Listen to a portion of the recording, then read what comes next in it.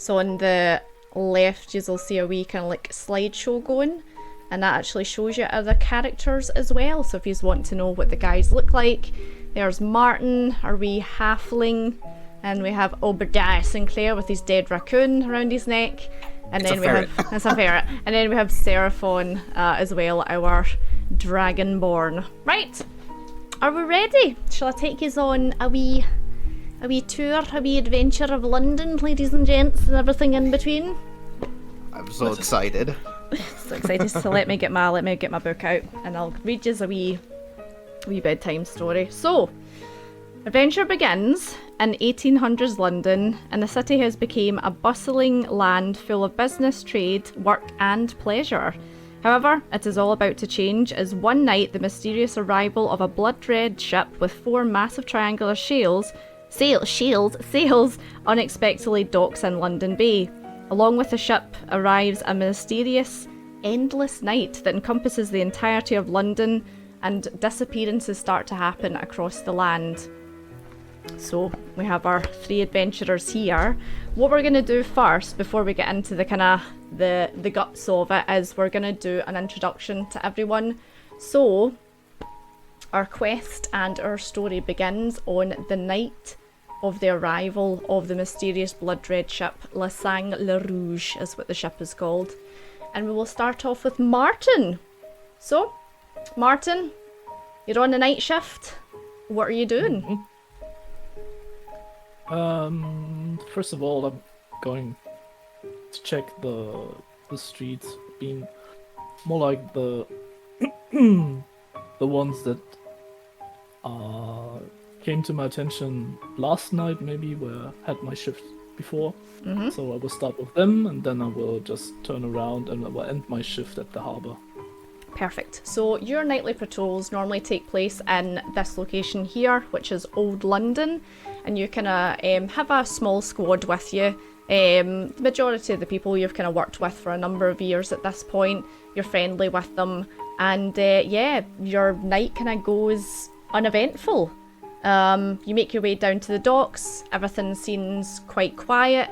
You can see down at the dock itself, there's a couple of workers who are working night shift, bringing stuff in from ships and kind of travelling up into the main part of London to take them to wherever they're going to go. And you see a familiar face, someone you're familiar with, a man called Dereth, and he is the dockmaster. He's a kind of older gentleman, human maybe, and he's like kind of late 50s, early 60s, grizzled looking, a bit of a kind of beard on him, and kind of like, you know, tattered clothes, but working clothes. And he's helping kind of like instruct and orchestrate things going like round the dock at the moment. Good evening, Dareth. Oh, Martin, good to see you, lads. Yes. Hi. Anything happens? Is everything okay? Do you need some help? No, nothing too much right now. All quiet, as they say. Okay. So we just make our usual rounds and then we leave you guys to your work, if that's okay. Yep, the dock's open to you. If you need anything, just let me know, just shout. Alright. Thanks a lot. Come on, guys. Perfect. So you toddle away, and just what would you normally do on your kind of your nightly rounds at the docks, do you think? We start with, would say, with the docks itself. Like we check the docks with where the ships are anchored, and then also we take a stroll to one or two of the warehouses there, just to see if everything's okay. And then we're going to report back to Derlif that we are done and everything is fine, and then we go back to our way. Perfect. Sometimes we make a short break and just sit down at the docks and eat our meal. Yeah, you've maybe got like a wee kind of like a tin with you that's kind of packed of fish and some kind of vegetables, stuff like that. Do you want to give me a wee perception roll, see if you can see anything interesting? Yes, ma'am. So we'll get the first roll of the night, ladies and gents. The first roll of the campaign. Coming in. Let's see. And let's go. Dun dun dun dun. A 10. Okay, so yeah, everything just looks like, you know, normal. You know, everything looks kind of in its place. It's not, you know, unusual for you. And yeah, seems pretty quiet. Everything seems in order. Yes, we're done here. And let's Perfect. wrap up and yeah, finish our round. So you're gonna head back over to Dareth? Mm. Perfect. So, as you are making your way back over to Dareth, something catches your eye in the water. You've seen this water many, many times before, and it's always a kind of like calm, deep blue during the day, and then at night it's this kind of like reflective, like jet black, and you can see the stars and the moon reflect on the surface of the water. However, in the horizon, there seems to be this red glow that is growing and coming towards the dock. And looking First at of all, it, I will rub my eyes like if I'm sleeping or just singing, and then I will take a better look. still there, and you kind of think to yourself, okay, what time is it? Is that the sun, you know? And then you realise this is in the middle of your shift, so you're talking maybe like 12 o'clock at night, 1 o'clock in the morning. So there's no way that that's the sun, and it is growing and it is getting larger and coming towards you, and you can see now a couple of the dock hands, and Dareth seems to have noticed it as well. I will go to him, to Delph, and like, what's that? Do you see that? Aye, I don't know. Might be a ship or something, but I've never seen anything red like that before. And then, It's glowing. What the hell? and as you say that, you now see the ship start to appear over the horizon and come in quite a speed towards the actual dock itself. And you can see the front of it is this huge red kind of like tip with the kind of the triangular sails behind it, and the glow is encompassing the entirety of the ship itself. Give me Should just ships be so fast? give me an Arcana check. Okay, I will try. It's not your roadhouse, but just give me a general Arcana check. Coming. Let's see. 7. Might be magical, might not be. You're not too sure. So Is it normal that ships are so fast? It seems like it I don't know. no, something's not right here. Right, you go and grab the guys and make sure that everything's out the way. So you see Dareth kind of Alright. run down to the dock and pull everyone away from the front. Because the way the dock's laid out, it's like a long wooden plank that's quite long and quite thick.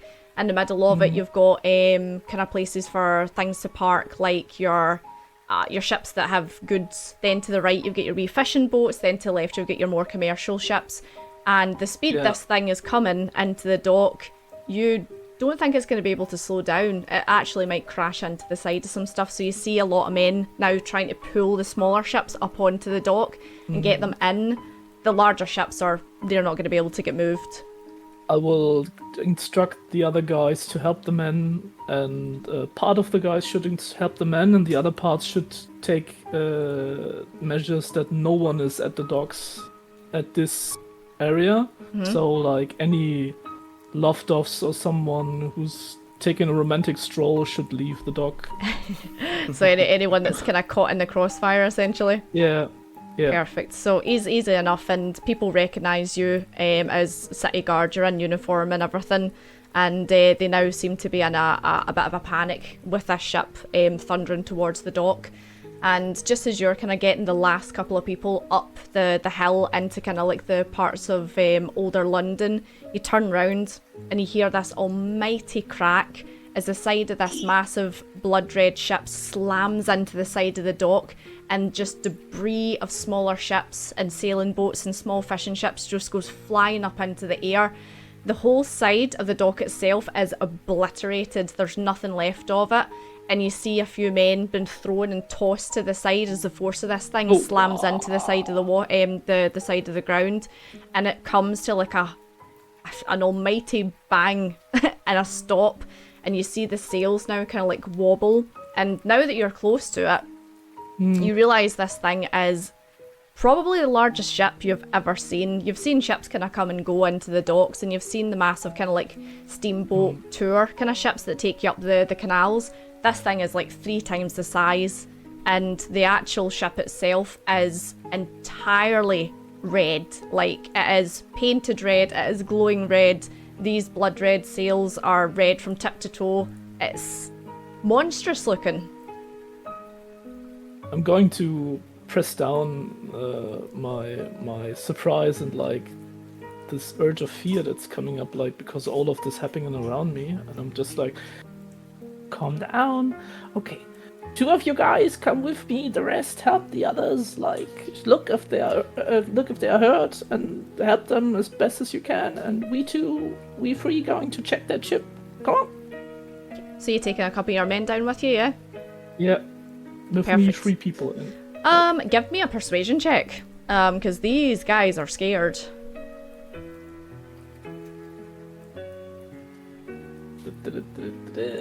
See if you can talk them into coming with you.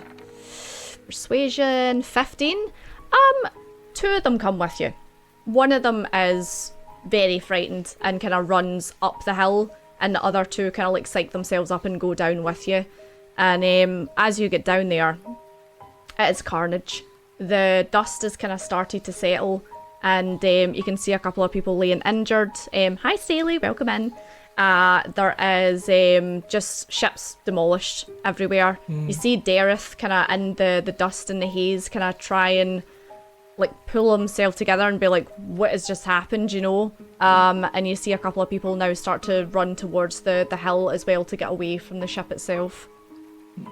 We're trying to help the wounded, like, first of all, putting them out of the way, and then I say that the 2 guys that come with me just, like, should keep everyone away from going next in the near of the ship, and we'll go to the ship then. Perfect. So you drag everyone up the hill that's injured and kind of pass them on to people that can take them away to a safer location. And as you start to approach the ship, the ship, you see Dockmaster Dareth kind of approach the ship as well, and he kind of looks at you, and he's like, "This isn't right. This wasn't meant to be here. We've got no logs of this thing coming, and it's destroyed me whole dock." Check it then. I try to be brave, but he can definitely see I'm not very comfortable. Okay. So you approach the ship.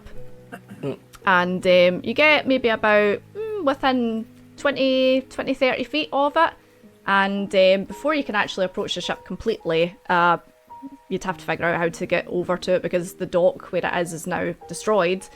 You see probably around 10 to 15 heavily armoured and top to toe black obsidian armour figures appear at the very top of the ship.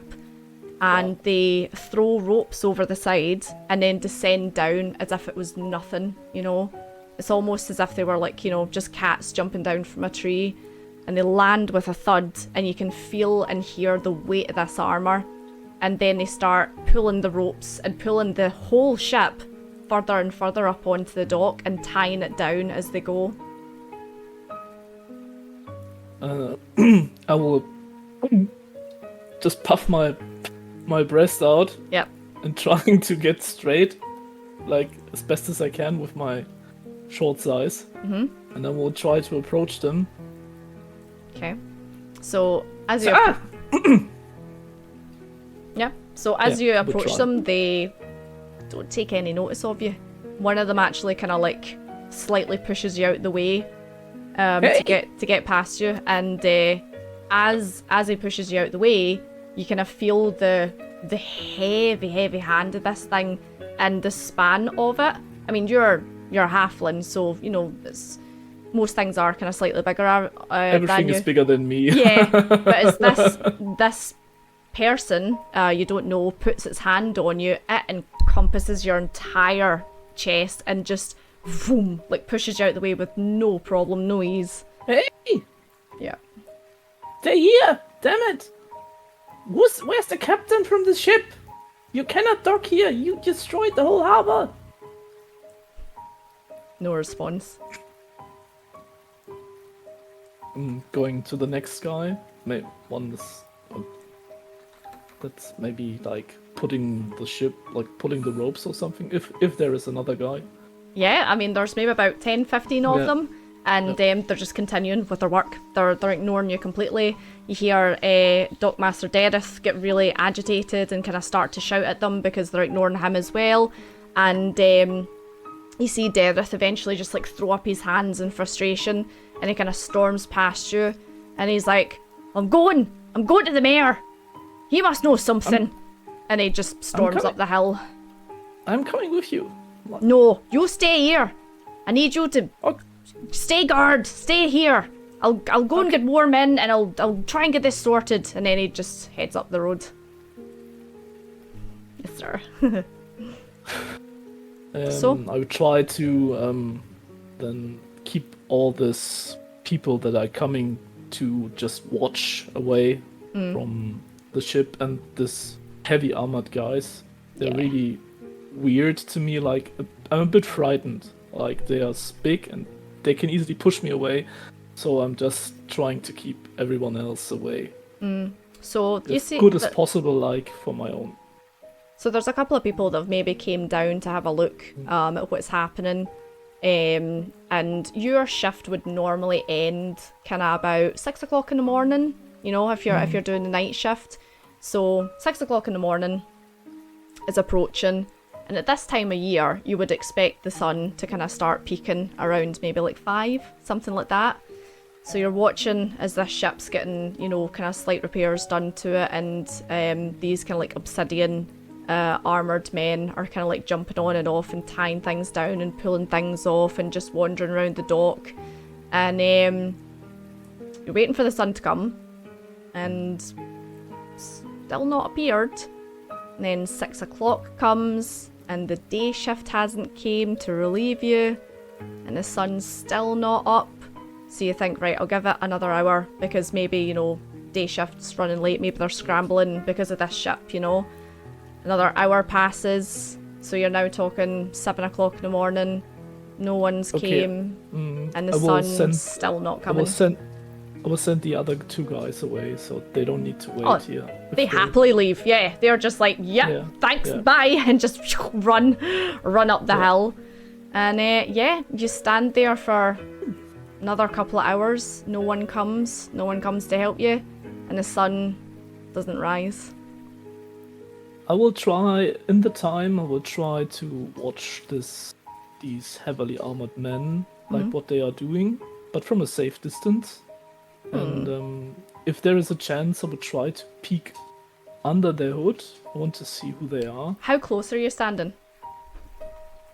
Because you've got, if you remember, you've got Old London, which is kind of like at the top of a wee hill. Then you've got like a hill that goes down to the dock, and then you've got the actual dock itself, which like spreads out towards the water. So where are you kind of standing? I would say I'd stand in the entrance of the harbor, like in close proximity. Close proximity. Yeah, close proximity of the ship, like where I can watch it, and waiting until someone came to relieve me from my duty. Okay. Give me an insight check, actually. Let's see. Insight. Hi everyone joining us. Hope yous are all good tonight. Let's see. An 8. They look strange. You kind of take note of the way they're moving and the way they kind of like interact with each other, and it's not really like, it's not really humanoid, the way they interact with each other. There's a lot of shoving, a lot of kind of just like, you know, kind of bickering almost, but it's really all you're able to grasp. They are weird. Damn it. I don't like this. Where's my relief? Where are the others? So another couple hours pass, so you're maybe about like 10 o'clock in the morning at this point, and eventually the relief comes to let you go. Guys, you're late. Where were you? What happened? Did you got hindered or something? Well, sorry, Martin. There was a lot going on, you know. And well, we heard about the ship, and there was, you know, there were people running around, and they were scared and everything. But we're here now. Sorry, we're late. Yeah, no problem. There we go. Be careful around these guys. They're looking brutally strong. Right. And also not like very forthcoming. So where do you go? Do you go home? Do you go? What do you do? I think first I will go to the Screaming Mackerel. Cool. And drink at least one beer and eat a mackerel. Have But a wee before I beer. will go, I will stand at the front door and wait if someone new is trying to go into the Screaming Mackerel for Not yet. No, not for yet. some minutes. Damn it. Not yet. Then I will go in. So you guys in the audience will find out about the Screaming Mackerel soon. So yep, you go in, and Ambrose is there. He welcomes you, and you know, kind of, it just says to you, know, the usual, and you know, you have a wee seat, and he'll bring over your mackerel and beer, and Thank you, Ambrose. is where we will leave you, Martin. So this blood red ship has landed in the dock of London, and Martin has been relieved for the time being. A couple of days pass, and the ship has still not left, and a lot of people have not been allowed near it. A lot of people have went to the town hall to inform the mayor, as they're worried about this ship and the people that came with it. For some reason, the mayor just doesn't seem to be acknowledging it, doesn't seem to be doing anything about it. And as the days go on, the days grow darker and darker and darker until finally the sun eventually never rises over London, and the city goes into a state of panic. So the sun never rises, this ship's came and it's got this scary, ominous red glow coming from it. Some people have said, you know, they've seen monsters, and then that's when the disappearances start to happen. So a couple of weeks into this ship's appearance, children start to go missing, especially from Old London, which is the kind of like more the poorer part of London. So you've got your kind of main town, which is London town. Next to it, you've got Old London, then you have the dock as well. And Martin, you've been put back on night duty again, and you've been told essentially to stand watch and look over this ship. And since the first night arrived, the activity from the ship and around the ship has become less and less and less. However, you have noticed that Daneth has not came back. So Daneth stormed off to have a word with the mayor about the ship arriving, because he's the dockmaster. He's the one that kind of like prepares and knows ships that are coming and leaving. And he told you that this one wasn't expected, and he was pretty upset about it. And yeah, a couple of weeks pass, and who'd like to go next? I will. You're the DM, you decide. Yeah, Seraphon. Seraphon's saying he's going next. So, Yeah, sure. Seraphon, tell us what you're doing before you come to London. Why are you coming? Well, I've been travelling from my hometown in the north of the country, following the trail and asking questions about my family and what's happened to them. My family were unfortunately murdered in a successful attempt of theft upon our, family bakery, and in which our, sacred divine recipe book was stolen. So I've sought solace in my faith.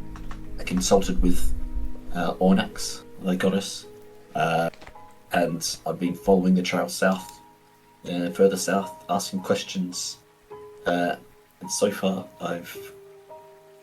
my trail's led me here to the outskirts and coming up into London, and yeah, I've been walking a long while, sleeping, helping people as I go, but here I am now approaching London, hopefully being able to recover my family's recipe book.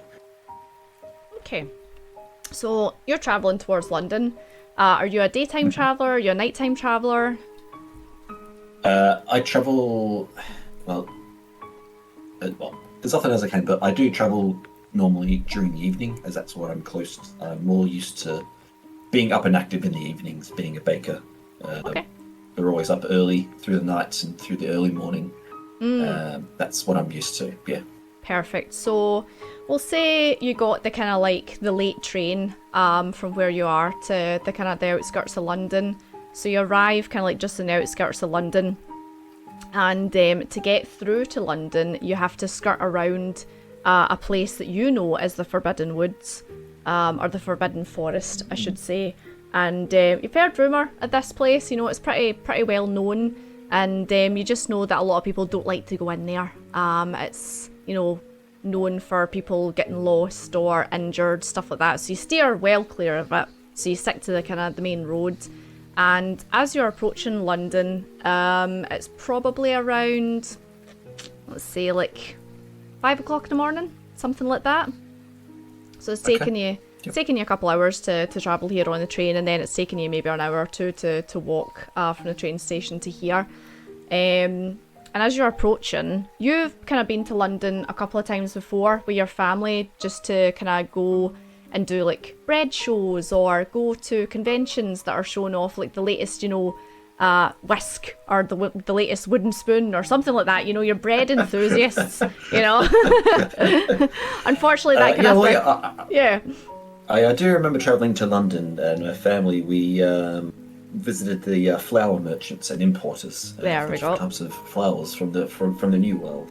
That's it, because with the dock of London, there's all kinds of flour and ingredients that come in. So yeah, you'd have been here a couple of times, stayed a couple of nights. So you would know that it's kind of like an open gate policy in London. So anyone can come, anyone can go, especially when it comes to trade and business or, you know, anything. But as you approach the London gates, you notice that it is heavily guarded and there's actually a queue outside of London of people waiting to get in. There's people that, you know, look as if they are in full business gear, you know. There's a couple of carriages. There's a couple of people that look as if they're just there with their family and they've got, you know, their kids with them that are complaining they're tired and everything. And yeah, are you joining the queue? So to me, so it appears that this is the queue that everyone seems to be, you know, shuffling in through the gates. Is that what that's what it looks like? Looks like it, yeah.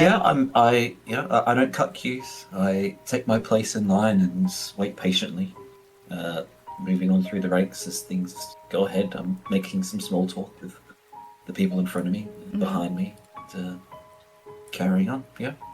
Perfect. Just So waiting my turn.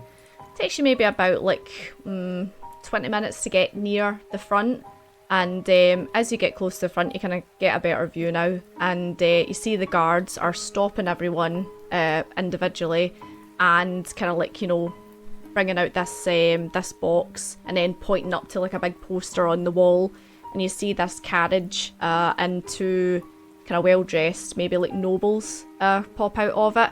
And you see the man kind of having like a heated discussion with the guard, and then throwing what can only be described as a small sack at him, and is then eventually let through. Oh, okay. So that's, you know, to me, seeing that, you know, I'm a dragon of the people.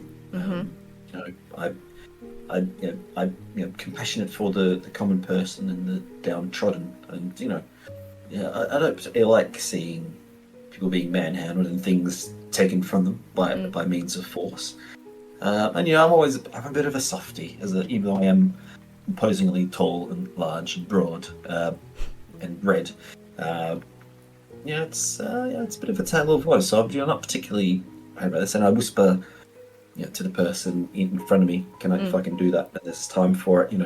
What's going on up there? To the person in front of me. Yeah, it's a kind of woman, kind of middle-aged, and she's just holding a wee kind of bag of her belongings. And I should mention as well, even though this is a fantasy setting of London, and D&D world, dragonborns and kind of like more mystical creatures are very uncommon here. So your presence is going to be, well noticed by people. And you see people look in the queue kind of like crane their neck to turn back.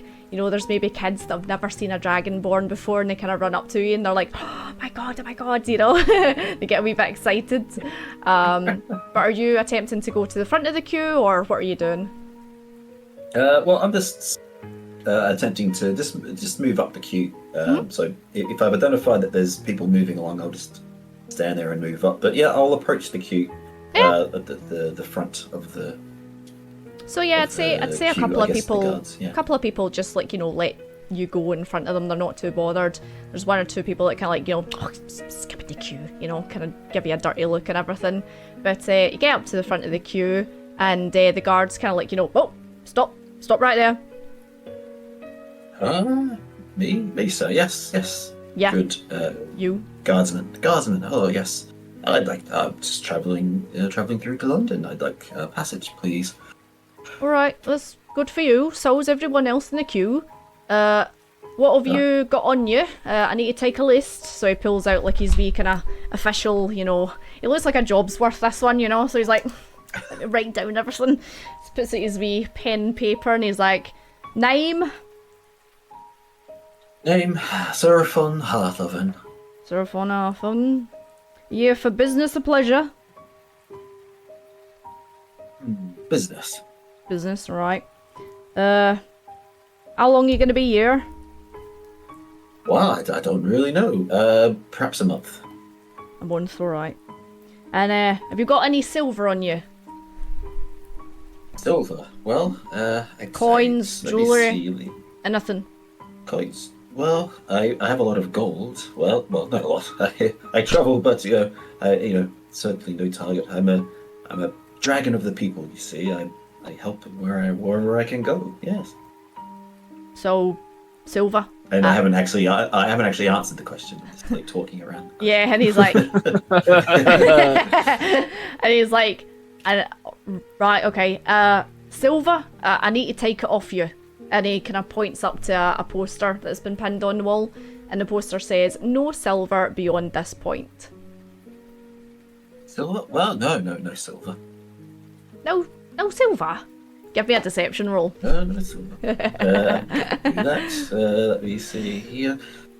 Deception, please, if you're trying to lie. He knows you're lying. He calls bullshit. I need this. Sorry. Yes. Sorry. Actually, no. Wait. Colorblind, you see. Hold on. I'm skipping the queue. I need to roll perception. I'm sorry. Right, guys. Do you want? Do you want a chonky dice or do you want a regular dice? What do you want? Chonky or regular? Chonk. Chonk, you want a chonk? Okay, let's give you a chonk. Let's give you the glittery chonk. Right, so he's gonna roll a 19. Look at that, ladies and gents. So he knows you're lying. I'm afraid that number is bigger than my number. That number's bigger than my number. So yeah, unfortunately, it kind of gives you a look and he's like, right. Hand it over, please. And he pulls out this kind of like collection box, and just holds it out in front of you. Very well. I'll just tip out the 20 silver pieces. Yeah. Into his box. Wah. Well. So yeah, that's That'll be if you mark off your silver, that's it all been handed over. No silver. Cool. So after that, it kind of like gives you a look as if to say, behave yourself, and lets you through into the main part of London. Okay, cool. So, as you get into the main part of London, this is a very nice part of town. This is where the kind of rich and affluent stay. It's also where the mayor's office is located. This is the kind of largest part. It's where the kind of businesses and more industrial side is as well. So as you kind of walk in, you see people that look as if they are maybe going to work. You know, they're suited and booted. They've got the wee briefcases. And you see a couple of kids standing beside the street that are shouting, you know, "Piper, Piper," you know. And there's, just hustle and bustle. Nice, very good. Well, this is a bit overwhelming for me. I'm not used to With you normally being the large kind of hustle and bustle of places. I've been here a couple of times, but it's grown a lot more since the last time I've been. it's the first time down you've to been the here old yourself London as town. well. You're not here with your family. Yeah, no, and thinking of that memory just gives me some pangs of sadness. Thinking of my family. I'll never see them again. So I'm walking along, really quite just reminiscing really about my family. Just kind of letting my feet take me to wherever they lead me through the town. Is there anything I see that's I don't know, that I might think that's going to be useful or helpful to me for directions, or I need to find somewhere to stay? Is there going to be any bulletin boards or maps or town guards anywhere? So yeah, there's a couple of town guards kicking about. There's the kids that are selling the papers. Excuse me. And there's a bulletin board outside the mayor's office that you've seen before. Excuse me.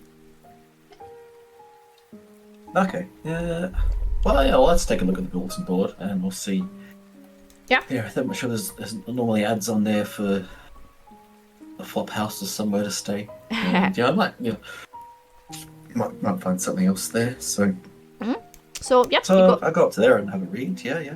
You go up to the bulletin board, and to the left hand side is your kind of like your jobs and kind of like announcements and stuff like that. And you see again the poster that says, no silver in London. For further inquiries, make an appointment at the mayor's office. And then there's a section for kind of like just, residents that are for sale, stuff like that. You don't see anywhere that tells you, places to stay, like hotels or anything like that. However, the entire right side of the bulletin board is covered in missing posters. And they seem to be, at this point, overlapping because there's so many of them. Well, so that's interesting. So I find that interesting. So many missing people. That seems far more than not, even for a big city like London. It seems like a lot of missing people. Yeah. Is there anything in particular? Are there any particular ads on there that I see? If I read through them, I don't know if there's anything interesting over there to me. So, the biggest majority... Yeah, the biggest majority of them, when you're kind of reading through them, all seems to be children. And unfortunately, the ones that are advertised as missing children, none of them have a reward on them. Whereas there's one at the kind of top, and you kind of spot it because it's not a child, it's a kind of a man. There's like a kind of sloppily drawn drawing of a man's face with a big beard and a kind of like a hat of some sort. You think it might be like okay. Pirate's hat or a captain's hat or something, and it says reward 100 gold for finding Dockmaster Dareth. Report to Zolog at the Screaming Mackerel. Zolog at the Screaming Mackerel. So I'll just whip that off the board and I'll read that. I was like, oh, okay, well, I might need money for my adventures and potentially things to buy, and let it be known that things you might need coins to grease some palms every now and then. So I'll rip it off and I look at that. Okay, the Screaming Mackerel, and I look around and I think, I don't really know where it is. So I might wave down a at the town's gardens and just ask for some directions just to see Yeah. my way there. Yeah, easily enough. I mean, So- they're just wandering around. Yeah. So I'll just walk up to this. It's like, excuse me, the town guard. Yes, I'm looking for the screaming mackerel. At this establishment. Can you give me some directions, please? Oh, the mackerel. Yeah, the mackerel is down. You know, down with the dingoes. Oh no, I'm kidding. It's down in Old London. Okay, Old London. Yes. Is Yep, that, you go down the big hill, and then you'll see like the yes. little dock, and then to the left hand side you'll find the screaming mackerel. Just be careful of that door; it's right dodgy. Yes. Thank you. Right, down this. Oh, okay. Yes. I turn and go one way, and I think, oh, no, it's this way. Yeah. So So he kind of points. going this It points south. Yeah. So I was like, oh, yes, thank you. So I guess I'm making my way downtown, mackerel bound. So I get down there. And as you're walking through town, everyone's looking at you. They're all like that, you know, like, it's Dragonborn. Did you see that? It's Dragonborn. You know, a couple of women kind of like stop and just like stare at you, you know, because you're quite tall as well, you know. Kids run up to you and kind of like, you know, like hee hee hee, and then run away from you. So I was like smiling and, you know, yes, hello, yes. Yes, I'm a Dragonborn. But very aware that, you know, that people are looking at me. Cool. But, So, yeah, keep travelling on. London itself is quite large. So the main part of London takes you maybe like an hour to walk through, and then you kind of like hit Old London, and there is an immediate difference in quality of life. It went from kind of nice houses with kind of like, you know, the slate roofs and bricks and all that kind of stuff to pretty much like thrown together shantytown kind of houses, you know. And you see a lot of people walking about who are, you know, a bit malnourished looking. Some people are dressed in rags. There's a couple of beggars. And actually, give me a perception check. Give me a little perception Okay. check. See who you can see. Perception, See what you can see. A 9. Okay. Jesus. So you're wandering through, and you see this one guy, and he is filthy, like dirty from head to toe. And you see people kind of like move out of the way of him, and he's just kind of like rambling to himself, and then he disappears up an alley. But takes you maybe like another wee hour, half hour to get through Old London. You kind of get lost a couple of bits because it's like a maze, this place. And then eventually you get down to the dock, and as you're approaching the dock, you see this red, ominous glow coming from the bottom of the dock.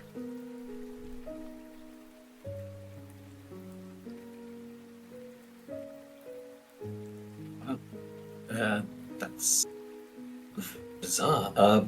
Is there anyone around I can speak to about this? I'd Is say there another guard? They seem to be everywhere. there's maybe like one kind of guard standing at the very edge of Old London, I'd say. At this point, it's probably... So let's say it took you an hour to get through the queue, and then an hour. So this Yeah. is probably about 8 o'clock in the morning, and it's still pitch black, which is really weird. Wow. This is meant to be That kind of is like weird. summertime, you know? Yeah, it should be quite light in the summertime. Yeah. So, so am I any closer to the mackerel, or am I still? I'm seeing this glow and getting closer to it. So you can see the glow, you see the kind of solitary guard. You don't see a place called the Mackerel yet, no. Okay, all right.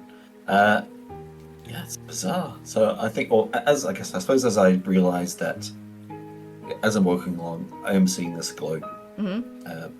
Noticing the eeriness that there's no sunrise. That's making me feel a bit uncomfortable. It's a bit piquing my interest. So I carry on just looking at this glow, thinking that's unnatural. So I'll just carry on, keep walking through the streets and the towns And Martin, as I do so.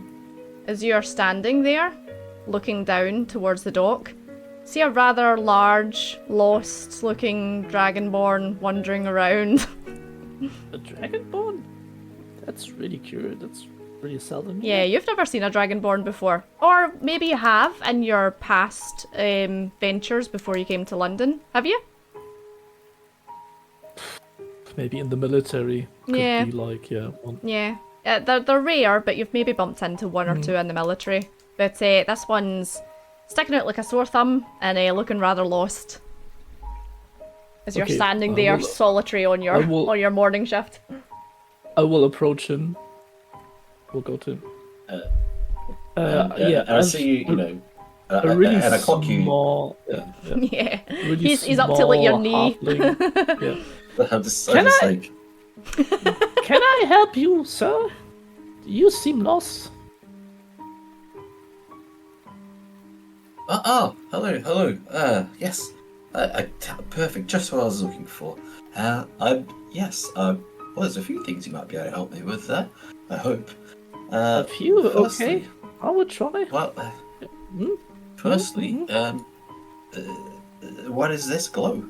What is this? I've seen it coming. I need to advise you to keep away from that because it's it's close. It's a ship. The glow comes from a ship, but I have to advise you not come next to the ship because it's a bit dangerous. It's a bit weird, so yeah, please keep away from there. Okay. A glowing ship. A glowing red ship. Yeah. That sounds. It's not real. Good grief. It ran into the docks yesterday. It destroyed some ships and caused a commotion. So He's so yeah, cute. it's not really safe around there. So I would advise to stay away from there, just for your own Is health. it? My health. Yes, it's for your health. Yeah. What about? Is this related to? And I pull out the poster. And is this to Dareth, who's disappeared? I'm showing them the piece of paper, the missing poster. Oh. Wow. Okay. It could be. Yeah. It's not sure. There's no investigation going on right now about the missing person, so could be related. He was there yesterday when he was there. Not yesterday, but the last the day when the ship came in. It was about 3 weeks ago. 3 weeks ago. So yes, it could be related that he's missing. Yeah. Good. So that's another reason why you shouldn't be so close to the ship, just to be on the safe side. Well, you know, I'll take your advice under guidance, and well, who knows where our paths take us in these strange days. And secondly, Yeah, sure. You said you had some more questions, yeah? absolutely, yeah. I'm looking for screaming mackerel. Okay, at the moment when he says the screaming mackerel, I can hide a chuckle. Yeah. Sorry, sir. Yeah, you're looking for the screaming mackerel. You Yes, need to yes. go this way and that way, and the smallest building you can find is the screaming mackerel. The smallest building. Okay. Yeah. Hopefully not too small. It's you cannot miss it. Don't worry, you cannot miss it. Okay. Well, very well. Good sir. I thank you for your guidance and your help, and I pass him Glad to help. a nice, a loaf of bread that I baked over the campfire that Ooh, day before I nice. set off on my travels. Oh, so I thank pass you. that to you. Thank you. Yeah. Oh, You're one You're advice. most welcome. One small advice regards the screaming mackerel. Don't get surprised from the door.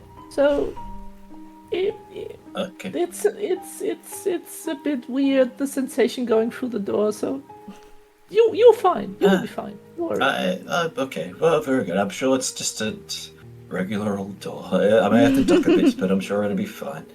But yes. Enjoy your bread. It's blessed by our lovely Fornax, goddess of the oven. I spelled very well. Thank you. Goodbye. Bye-bye.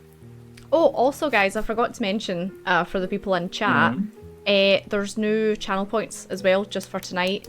If you just want to have a look at them, you can redeem them at some point, and then, yeah, you can see what happens. Okay, so we'll pause there on Martin and Seraphon, and we will go to Obadiah Sinclair. What are you up to? Tell us all. What are you doing before you come to London? Yes, so I was a part of a secret hunting society called the Whispering Pine Society. We were hunters, protecting people from creatures in Appalachia. Unfortunately, a while back, I lost my wife, Vivian, and my daughter, Abigail, to a creature attack, unknown creature. They were left dead.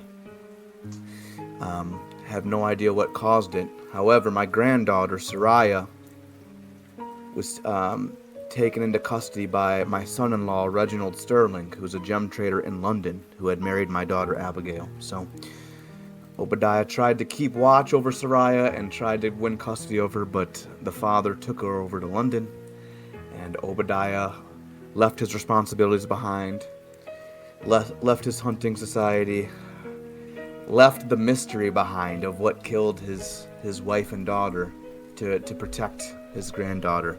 So he made the long voyage over to London to try and find his granddaughter and keep watch over her. It's his last family left. It would have taken you quite a while to get to London. Maybe like 2 months. You'd have to travel by ship and then travel across land, probably on train or carriage or however you would prefer. How did you get to London? Yeah, I would have traveled by ship, obviously, and I would have used the cheapest method of transportation. Carriage then. So Carriage it is then. You had a bumpy ride getting here.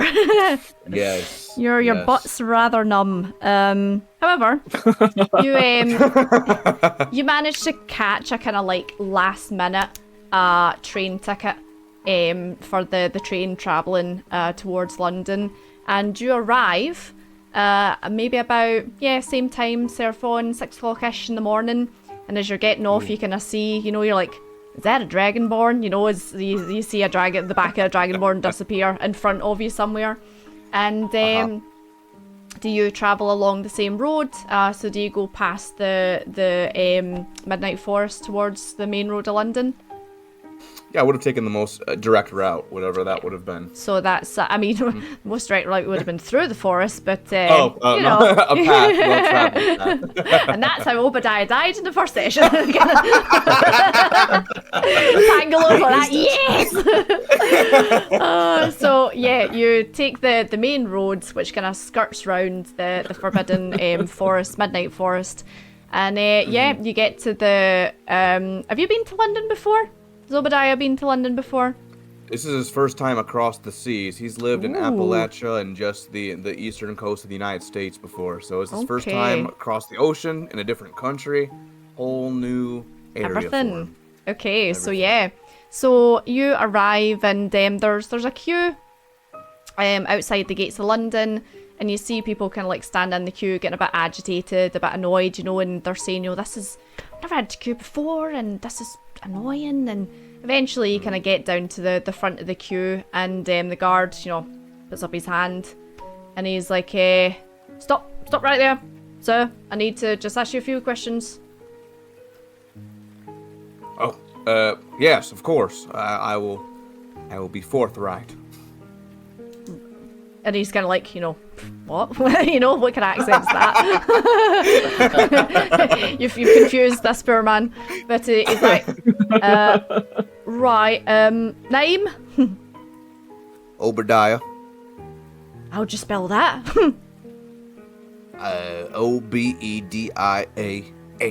Oh, right, Obi. And he just writes Obi. Yeah, that's fine. That's what my friends call me. Oh, Obi. Business or pleasure? Both. Right, okay. How long are you gonna be here? Probably about a week or two. Week or two, okay. And any silver on you? Why, yes, I do. Why do you ask? You'll need to hand it over. And then he just points up at the big sign, no silver beyond this point. Oh, great. Will you trade in my silver pieces for equal amount in gold? No. Transaction. No, you'll need to go to the mayor's office if you want that. We just take it. Okay. Can you give me a receipt or a voucher then? And he's just like looking at you like, a what and a what? A who and a who? He's Sorry, like, he's like, no, I just take the stuff. I don't know. Okay. That's understandable. I'll okay. Are you I have attempting yeah. to hide any, or are you handing it all over? So Obadiah has a silver wedding ring. Ooh, okay. His only thing from his deceased wife. Yeah. His last memory. So I will attempt to slip it off. Reach into my pouch. Yep. And I will do kind of like sneaky drop. And I will pull out all of the silver pieces in there except for 5. So I give him 15 silver pieces. Oh, And, so you're putting your hand in your pocket, slipping it off, and pulling out at the same time. Right. Okay. Yeah, So you're kind of causing a wee bit of distraction. I'd say if you're doing that, give me a sleight of hand, but do it at advantage. Since you're kind of like causing a wee bit of a distraction. So let's see. Ooh, 21. 21. Yeah, no problem. Wow! So how much silver do you want to hand over? Are you sure you want to hand over that much? Because you rolled really well. I'll allow you to hand over. Maybe I'll do half then. So I'll keep Half. 10 pieces. Okay, Yeah. so you hand over My 10 silver wedding pieces and you manage to slip off your silver ring, right? Okay, perfect. So yeah, it seems, he's looking at you and he doesn't know how much silver you've got on you. You know, he's just like, okay. And that's fine. It then like kind of waves you through and you enter Greater London. And Thank you. where you come from, is it busy, or how would you describe your kind of where you stay? Yes. Where he lives in Appalachia, it is, you're kind of just out on your own in the middle of wilderness, in the trees and mountains. And even to go to like the nearest doctor, it takes hours to travel to a common area. So it's very, very by yourself, and you only have your family that you live with. So same as Seraphon, it's a little bit overwhelming for you. You see the kind of hustle and bustle, people running about, and people just don't seem as if they have the time of day to even stop and, like get out of your way if you're crossing in front of them. You see, the notice board, you see the kids with the papers, and the place is lit up really well. There's oil burners everywhere. You've got that kind of thick smell of kind of like, the burning oil in the air. And what would you like to do? Well, since I plan on doing business and pleasure here for the foreseeable future, I need to find the cheapest place to stay and to kind of set a home base for myself. Yes. So I will ask around whoever's near me and say, excuse me, do you know of any very cheap accommodations for a weary traveler? So the closest person to you would probably be like this small child, ginger hair, freckles, got a missing front tooth, and he's like, he's waving the papers round and he's like, copper for a paper. Yes, like, hello. Hello, sorry, what was that? Do you want a paper, mister? Yep, here's a copper, and I'll hand one over. Thanks, mister. Is paper? That's a strange Thank you. accent you've got. Oh, I was thinking the same for you, kiddo. She's kind of looking at you like, what?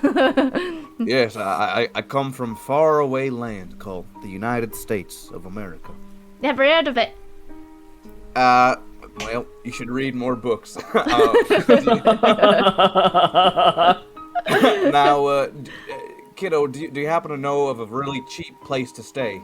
I'm kind of cheap. light of coin. Well, you're best going down to Old London then. Everything's really Okay. expensive here. This is Old London or New London? This is Greater London, so you need to Great go London. down the big hill and you can't miss it. It's like a really small maze, kind of like shanty houses, stuff like that. It's just down the big hill. And he's just like pointing to the south. Sounds good. Thank you so much. What was your name, son? Oh, Tim. Tim? Oh, Tim the Piper Man. Tiny Tim. Tiny Tim. How often do you release a new edition of the Piper? Every morning, 5 o'clock, bang on the door, or else I get me ass kicked.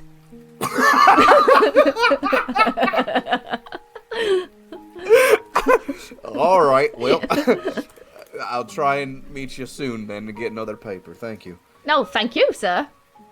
Okay, have a God bless. Goodbye. And then you walk away and you just hear him go back to his penny, copper for a paper, copper for a paper. Yeah, I will follow his directions as best as I can and find the shanty area of London. Okay, just give me a general survival check. We'll see how long it takes you to kind of find your way through. Yes. Survival. Wow. Okay, a 4. And that one? Yeah, and that one. So you just wander round and round and round. You think you're going the right direction, but you're not really too sure. Damn it, that kid tricked me. What's going on? Eventually, you kind of stumble across what you think is probably old London, you know. It takes you a while to get there, though. Yeah. 12 hours later, and since you rolled a 4 and that one, you get a little bit stressed out, so I'm going to mark you down as a stress point, Obadiah. Alright, that sounds bad. I'll mark that down too. A little bit stressed. But yeah, eventually you find your way to Old London, and it is the way the kid described it. It's kind of shanty town, it's like a maze. You see a lot of kind of like impoverished people, beggars, people that are maybe going to work. Yeah, how you gonna find accommodation? Yeah, well, my best bet is just to, since I keep getting lost on my own, I'm just gonna keep asking for help. Okay. Excuse me, do you know of a really, really, really cheap and, low-key place to stay? Okay, so Whoever's nearby. yeah, just like a couple of people wandering about, and they just kind of like, point you in the direction and say, screaming mackerel down that way. Screaming mackerel. Thank you so much. Okay, I will try and follow the directions better this time. like follow their pointed really closely. I'm not gonna make you roll again. It's fine. Okay. So yeah, you go down towards the dock area, and you see a rather small guard standing talking to a rather large dragonborn, which you caught a glimpse of coming off the train. And then you see the dragonborn kind of turn to the right and walk down this kind of like wee side street kind of thing. Okay. I'll approach. Do I recognize this as a possible guard then? Yes? I mean, yeah, it's kind of like, it doesn't look like, you see citizens, and then you see this person, you're like, yeah, guards, wearing kind of guard, like outfit-ish kind of. Yes. Okay. I'll be, excuse me. Hello. To the little guard. Martin, that's you. Martin. Oh, wow. Hello. Hi. Hello. You have a very interesting accent, sir. Thank Where are you. you from? I am from the United States of America. Ooh, that's a bit far away. How can I help Very you? far. Yeah, well, since it's such a far travels, I'm quite tired, and I'm looking for very cheap accommodations to stay for the foreseeable future. Oh, then I can recommend the Screaming Mackerel. Great. Perfect. Thank you. You just have to go this way, and then that way, and then... Uh-huh. Thank you. I've been wandering London for hours. Could you maybe lead me there? Or... Sure. Oh, wait, yeah, why not? Follow me. Thank You you. going with him? Yeah, you showing him the way. Yeah. Cares. Okay. So I'll Seraphon, follow him. Seraphon, you're ahead of them. So you follow Martin's instructions, and you go down this little side street, and off in the far distance, you see this small kind of building, and you're like, that's the one Martin must have been, actually didn't give you his name, so the guard, that's the one the guards must have been talking about. So you're getting closer, and you're getting closer and closer, and as you're getting closer, this thing's getting smaller and smaller, and until you eventually get to this building, and it is probably about up to your chin. And you look down in this building, and there's a tiny plaque that says the Screaming Mackerel on it. Oh, you're muted. Yes, he did say it was small. So you're about what, like 6.5 feet, something like that? My character is 6'4". 6'4". Yeah, so this thing just comes up to about there on you. As a building, and it does say the Screaming Mackerel, and you can hear kind of chattering and laughter and stuff inside, and you can see lights on and everything, but you're a pretty big guy, and this is a pretty small building. How tall's Obadiah? I don't know, actually. Skyzark will tell you. Yeah, I'll say in a moment.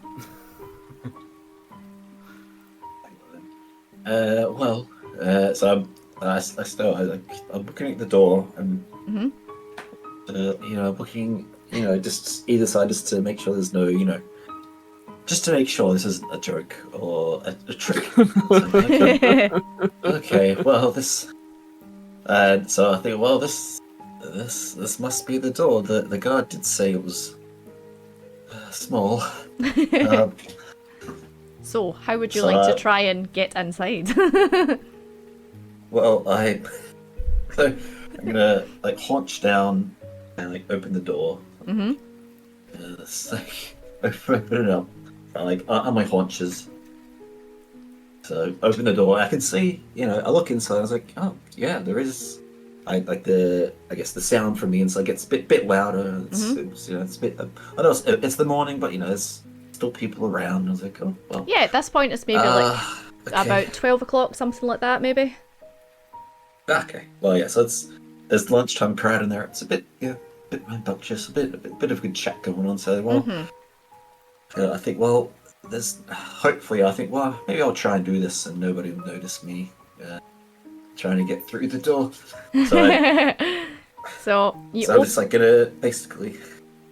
So scooch down, yeah. Your hands and knees. I'm on my hands and knees now. Yep. So I'm just gonna get. So I put my head through, and my shoulders just hit the door frame. Yeah. I think, and now I'm just squeezing through the door, and I grab the top and just kind of yanking my way through. And it gets to my hips, and I have to wiggle around, and so eventually I pop through the door and just crash down. So as you're doing this, you're kind of like, oh my god, I'm gonna get stuck. I'm so big. I still need to get my armor through, and my shield's on my back. And as you're trying to pull yourself through, and you get your claws stuck on either side, you feel this kind of boom, this wave of energy wash over you, and your body suddenly goes and you shrink down to half the size, and you fall face first onto the floor of the Screaming Mackerel, and the whole place erupts in laughter as you hold on. I'll put up the picture of the Screaming Mackerel. Where is it? Think, there we go. This is the Screaming Mackerel, and you see everyone in there have a really good laugh at your expense as you fall down face first onto the cobble floor inside, and you see a halfling with a long kind of grey beard, kind of older looking guy slapping his knee and really belly laughing behind the what do you call it, the bar. And he's like, oh, that door never gets feckin' old. It was worth every piece of gold. Dear. So I stand myself up. So I'm just dust myself off. I was and you now comfortably fit inside. You're kind of regular size in this small establishment. That's it. And sing it's a joke. Everyone's laughing and singing it's a joke. So I try to play up to that. So I stand up and give a bow, and and they're like, "Way!" Yes. So I'd say I head to the bar, and just as a bar is first thing, and I guess perch myself on the bar, and And suppose it's the called bar a- stool kind of called goes a- called a barman. as you sit on it with your weight. And you see the halfling man like kind of wipe away tears. He's like, "Oh, I'm sorry, lads. Oh, it's so funny when you see new people come in that door. It's just bloody wonderful." Oh, No doubt, no doubt. It's a neat trick, a neat bit of magic. oh, enchanted, Yes, yeah. My dad bought it years ago, and then when I bought the place, I thought, well, I might as well keep it. It's really funny. Yeah, well, absolutely. But Well, welcome yes, to Screaming Mackerel. How can I help you? well, thank you, good sir. Well, my name is Sang Rouge. Travelling mate. from the north, I'm looking for accommodation, and information, and potentially, some tips. So first of all, do you have rooms available? I could board in for a few weeks.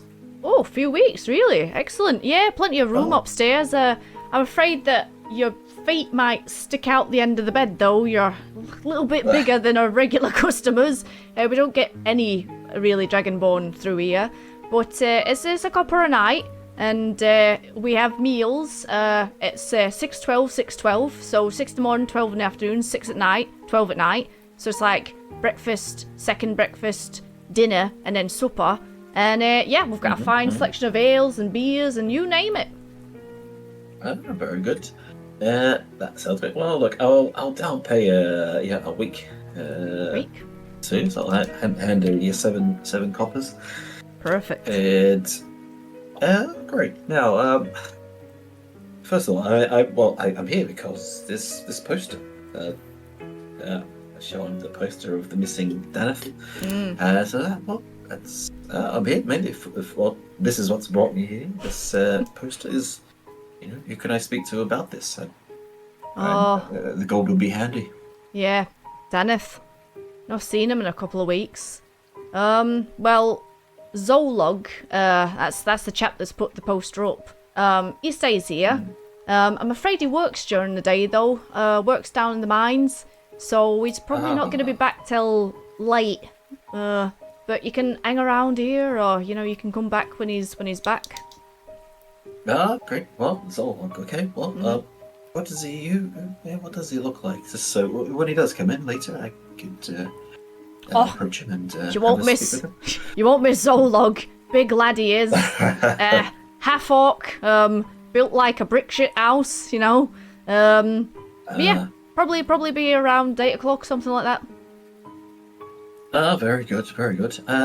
Good kids for 8 o'clock. Very good. Finally, I'm gonna lean in a bit closer. I'm looking for where would the trade of stolen goods potentially happen in this city? I'm not looking for it, but I'm trying to recover stolen family heirlooms. And he kind of looks you up and down, and you're kind of in your kind of like priestly, clericy kind of like attire, yeah? I am, yes. And he's like, what's a lad like you going looking for stolen goods? Well, you see, I'll show my holy symbol of Fornax. Really, what you might call as simple as a recipe book, but is actually recipes, blessings. It's a holy relic of our family. It's unfortunately been stolen. I followed its trail here to London, and that's really what I'm here to find. I'm not saying that you deal in stolen goods, but there might be somewhere that's well known as a starting point. Give me a persuasion check. See if he's willing to offer up information to you. Let us persuasion. Ooh, 15? Yeah. So, Nice. kind of like, looks at you and kind of looks around the bar a wee bit just to see if anyone's listening in. And he's like, listen, you seem like a nice big lad, so I'm going to tell you something. Don't go asking stuff like that just willy-nilly, But if it's stuff like that you're looking for, maybe ask at the night market. I'm not too sure, I'm sorry. But it's maybe That's fine. a good place to start. The night markets. Are they close by? Yeah, just up there a little bit.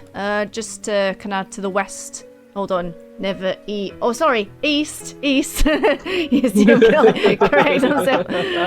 Just to the east of Old London and New London. It's kind of sandwiched in between, you know. Okay, well, very good. I'll find it and track it down. Yeah, And but we will get there. would you like something to drink? It's 12. I've got the meals on as well. I can grab you some mackerel or something. Well, yes, just your staple dish. Thanks. Some mackerel and and an ale. Right. We'll be fine. Thank you. Coming right up, bloody. I'll just take a seat in there. If there's any free seats, I'll take a seat. Yeah, a couple of free seats. And you park yourself down, and Obadiah and Martin, you two doing? Yeah, I'll still be making my way, following Martin towards the Screaming Mountain. Don't you mind me making my way? Yeah. And I'll be making sure. Excuse me, I don't know if I asked your name, but my name's Obadiah. Nice to meet you. I'm new in town. I just arrived in London. My name is Martin. Nice to meet you, sir. Martin, nice to meet you. Could you help me get a voucher, perhaps? They took my silver at the front gate, and I'm kind of late on the coin. Yeah, so basically in the United States, if it's kind of like an IOU where, if someone owes you something back, you keep a receipt to track that expense. I'm afraid that I cannot help you with that. Sorry. Okay. That's okay. No one's been asking to get their silver back after they get in town? No, you see, they just confessing, like they just taken it away, so they... Martin, you have also had all yours taken off you as well. Yeah, mine is gone too, like... And there was no explanation, it was just like, hand it over, you know, your commanding officer, and you were just like, okay. Yeah, so... they just took it, give you no explanation why.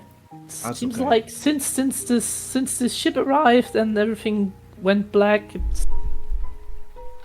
it's strange things happen around here with all the missings too, so stream mackerel. Yeah, you go down the street and then you see a small building, and the small building is the screaming mackerel, so it's not far away. Thank you. I have to go back to my post, so I have to leave you here. So Okay. Thank you, Martin. No problem. Okay. Bye-bye. Bye-bye. And I'm waiting until he's gone. You're gonna watch him? Okay. And I'm gonna watch him approach the door.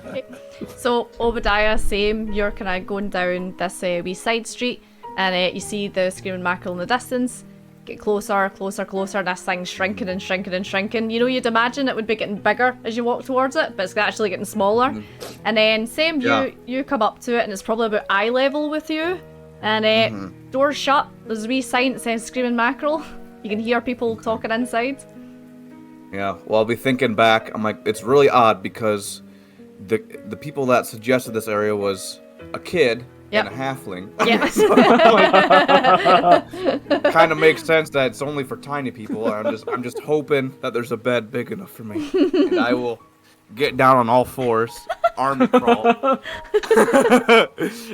kind of get my longbow and my sword adjusted, and get on my belly and just crawl through the door. Martin, you see this man, and he's like late 50s, Obadiah, something like that. Yeah, I'm 59 years old, and I used to be taller than 6 foot, but in my old age, I'm now down to exactly 6 foot. Yeah, you just see this 60-year-old guy just like on his belly, pretty much like army crawl through the door, and same.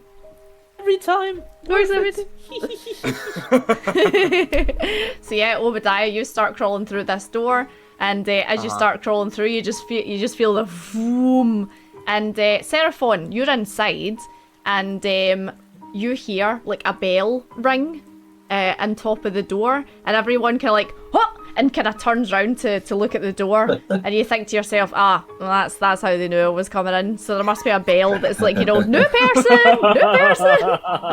and you turn round and you see this 60-year-old man with a dead raccoon wrapped around his neck, pretty much like do a roly-poly through the door and land on the floor, and the place erupts once again, and Ambrose is slapping his knee and crying with laughter, and he's like, every fucking time! And everyone's just like, hey, when you come in. Damn. Yeah, Obadiah's embarrassed, but I will try and join in the laughter. I'm like, yeah. Actually, Obadiah, give me a performance check. Let's see how you land. A performance? Give me a performance roll. Let's see how you land. Oh, you Whoa, do. nice. You basically do like a roly poly and then go huh, and stand up on your feet. Yeah, you managed to land okay. Okay. Wow. Yeah, I'm slightly embarrassed. I'm like, okay, no wonder Martin seemed a little eager to lead me here. And the kid, damn it. I'll approach the bar and whoever seems in charge, and I'll ask. I'm looking for a place to stay for about a week, 7 days. Oh, welcome in, lads. Sorry. I've got plenty of rooms, and they're a copper a night, and the meals are 6 and 12, 6 and 12. So 6 in the morning, 6 in the afternoon, 6 at night, 12 o'clock at night. And it's mackerel, more mackerel, and all the ale you can chug. Okay, I do like fish. That sounds amazing. So, yeah, I'll give him 7 copper. This is an advance for a week's night stay. Perfect. Oh, sorry. And then he kind of like shouts over to Seraphon. He's like, I didn't put your name down. What's your name again? All right, strong silent type. I'll put that down.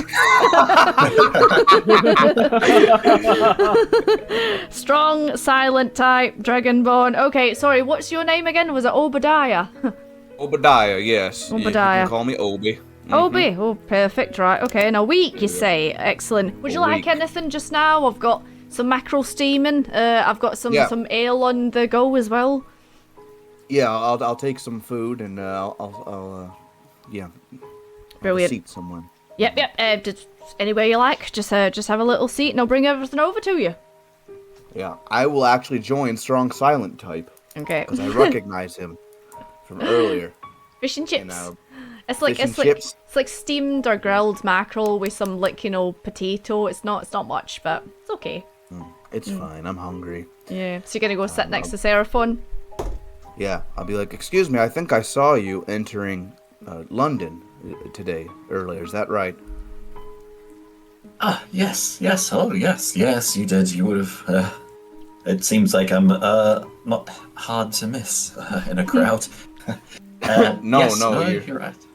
Yes, my name's Obadiah. Nice to meet you. I'm also new to the city. Well, Obadiah, blessed are we today to meet each other. I am Seraphon. I'm here on, family business, you might say. Family business, same. Making friends. Yeah, I'm looking for some family to do some business. I see.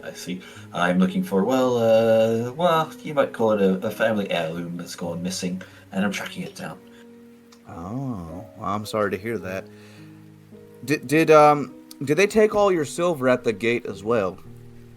Alas, they did. I tried to hide it from them, but unfortunately, they saw through my, I'm not very good at lying to people, you see, and my goodwill got in the way. It is a bother, but, those coins could have gone to the needy, but alas, they are to the city's coffers, much to my, you see, I come from the United States of America, and this is the exact reason. About 30 years ago, we became independent from Britain, because they took all our cash and money like this. It's kind of bullshit. This is bullshit! So, I don't know. I tried to get a voucher and a receipt to exchange it back, but they didn't give me that, so I don't know. I'm kind of looking for some gold to do some work, I guess. Okay, I don't know if you guys seen that in the chat, but Boogie has redeemed give a character point of inspiration, and Sir Bread, it is going to you. So you Thank now you, have Boogie. a point of inspiration, Seraphon, that you can use whenever you like. Inspiration. Yeah. Cool. I'll mark that. Oh. Somewhere. Bye, Martin. Thank you, Boogie. Yeah. Oh, he got mad. Boogie, He's like, I didn't get it. I'm out.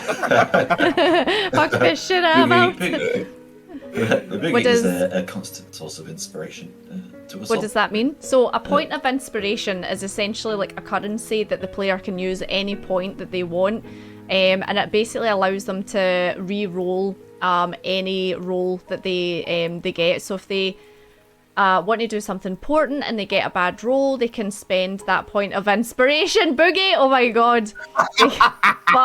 Okay, I will hold on to that and we'll do it when they're out and about. But thank you, Boogie. But yeah, they can use that at any point to kind of like re-roll stuff. Is Senor still here? Senor, are you still here? Oh, maybe.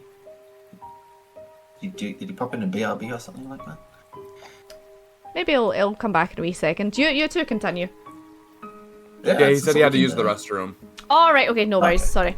Yeah. I missed it. Well, Obadiah, what's well, I hope yes, the silver was taken, and I'm sorry to hear about your country's plight. Unfortunately, I never knew the politics behind it. It's unfortunately where I live, quite far in the north. A word of otherworld doesn't really come to us here, though. I have heard of your United States before. I wish you and your country the best on its path to glorious liberation and freedom. And Yeah, we won, I hope. so that was great.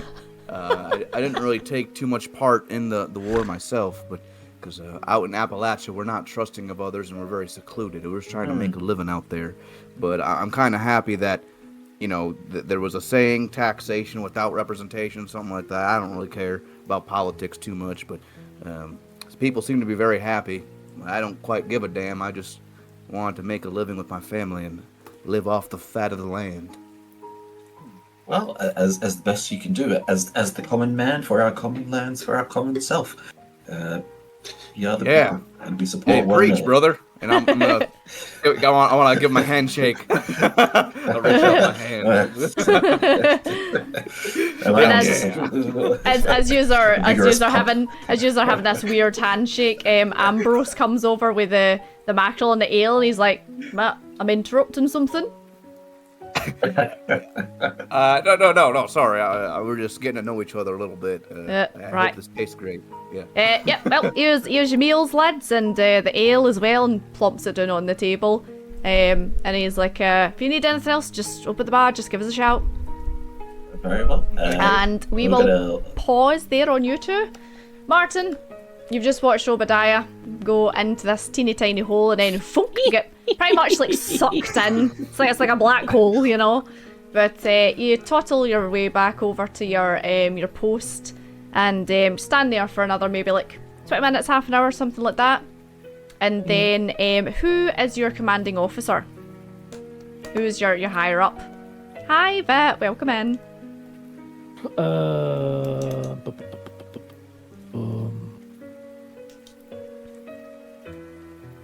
Oh, good question. Who's my higher up?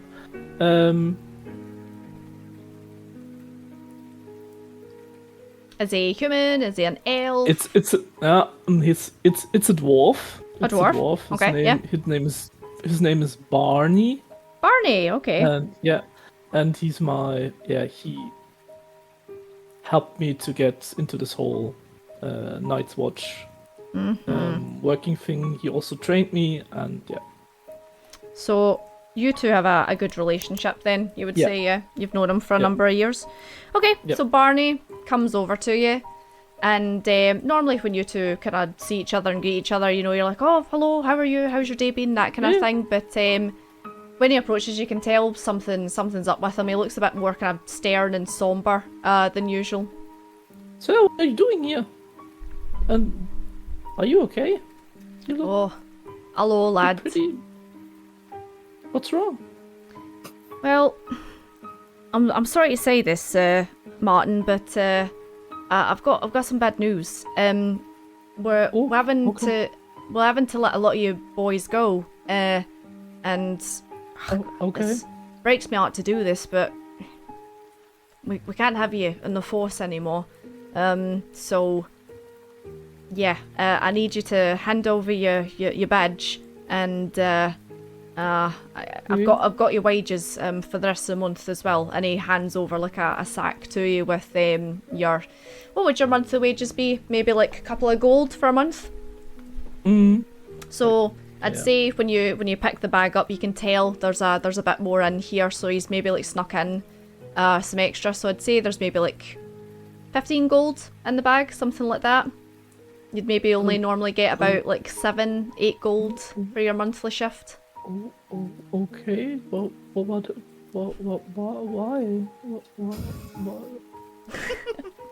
If it's okay to ask, sir, why Listen, you let us? It's nothing you've done. You've done nothing wrong. It's just instructions and commands came from higher up, and they're letting pretty much everyone go. I'm losing my job as well, and yeah, it's pretty shit. It's pretty shit. But I'm sure you'll find something, and if you need anything, you can always come visit me. All right. Yes, same for you, sir. If I can do anything for you, just tell me. Appreciate that. You're a good lad, and it's been a pleasure and an honour getting to work with you. And he kind of gives you a salute. Same. Yeah. So he takes your badge off you, and kind of slowly walks back up the hill towards Greater London. So you've lost your job. You've been relieved of duty. Okay, I'm a bit shattered now. Like, I'm looking after him as he leaves. Like, cannot believe what's happening right now. So with all this commotion going on with the red ships and everything is dark, they should have need more. I'm a bit also confused. They need guards. They need and I'm like, what the hell is happening here?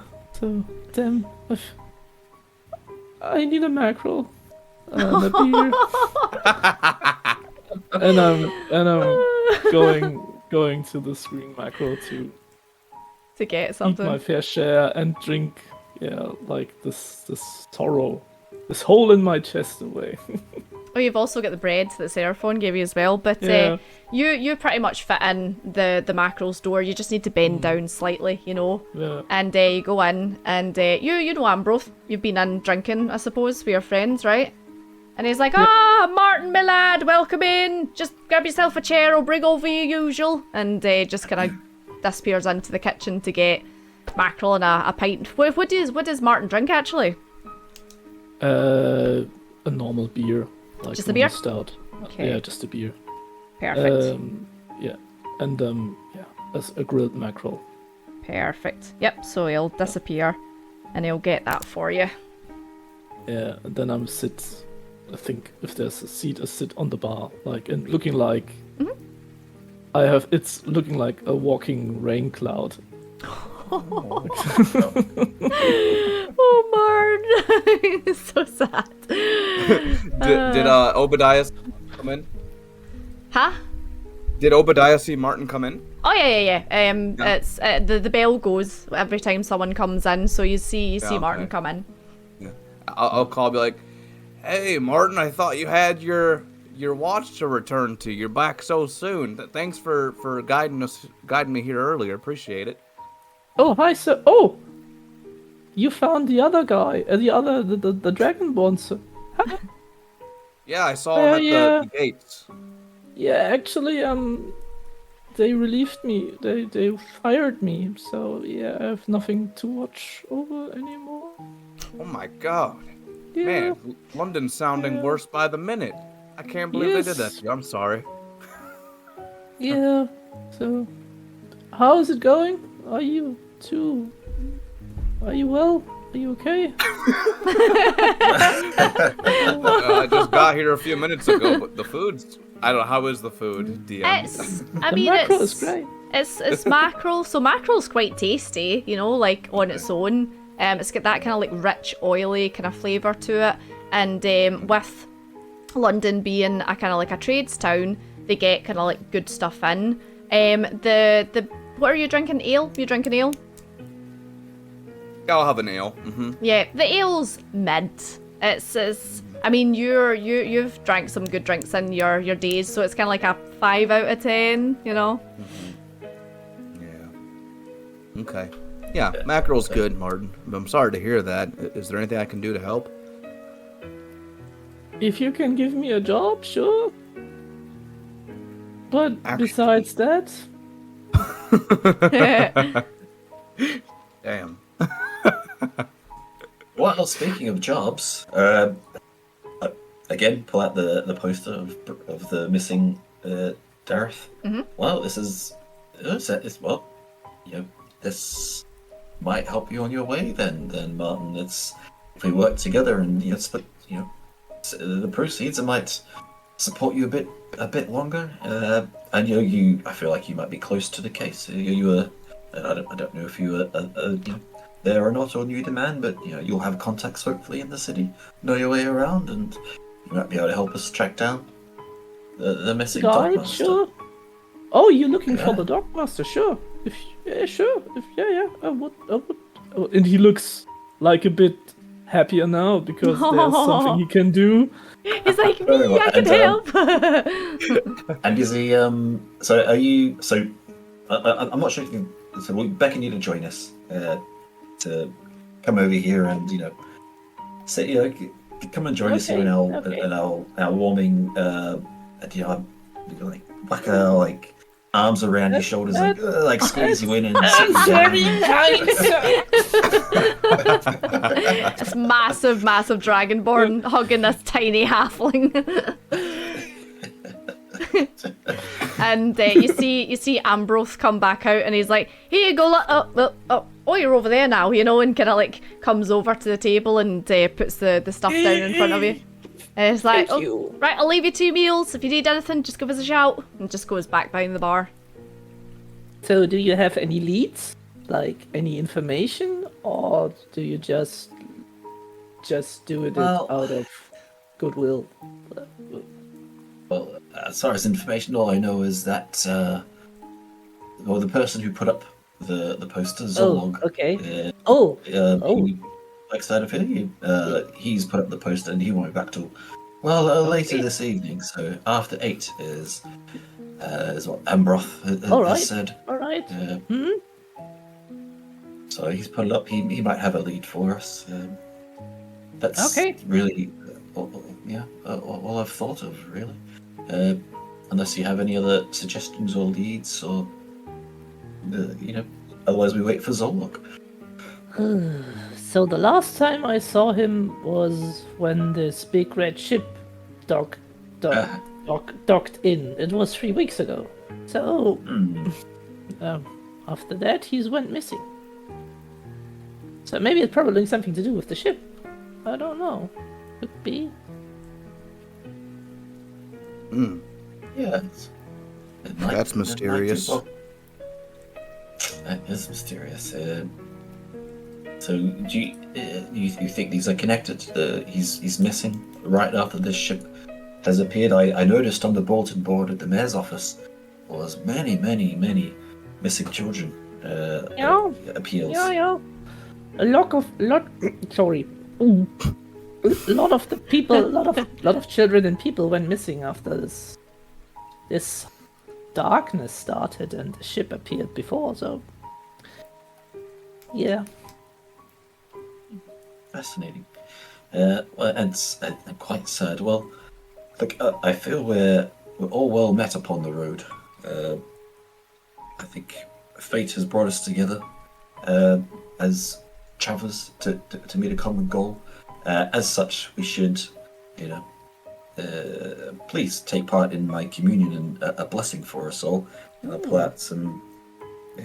Whether Martin, this will be special. So. Give us a piece of bread each of you. And so now this is blessed bread. We've come together. We are ingredients of the bread, and we come together, and all of us together make the components into what we are. If you understand. So Okay. upon this bread, it is blessed.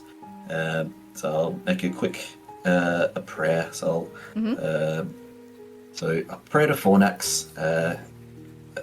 O Fornax, in the twilight's embrace, I call upon your radiant grace. Bless these souls with light divine. In shadows deep, let your warmth shine. And so that now has given you both, when you eat the bread, eyes of night. That gives you dark vision to 300 feet. Thanks a lot. For, Wow. but for an hour, so it might not be that helpful, but it's more of a Nice. we're breaking bread and blessing, and we're blessed. Amen. nice. Thank you. That's it. Thanks a lot.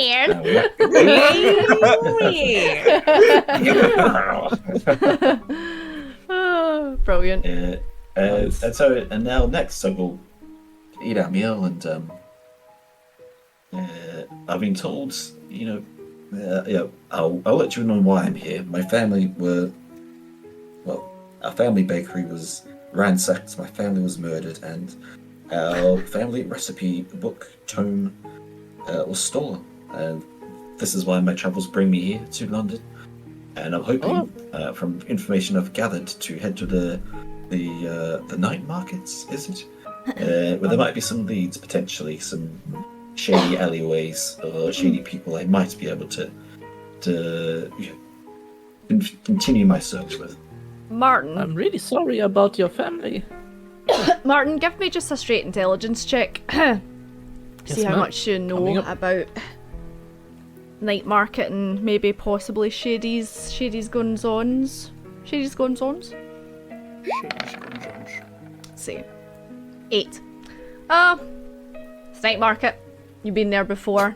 You're like, yeah, maybe some Shady's goings-on, potentially.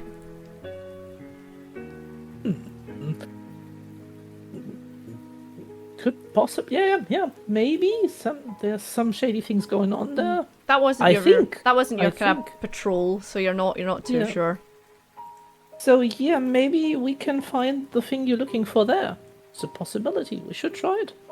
So Okay, well, like I say, it's what time now? It's about 1 o'clock. So we have several hours until Zolog returns.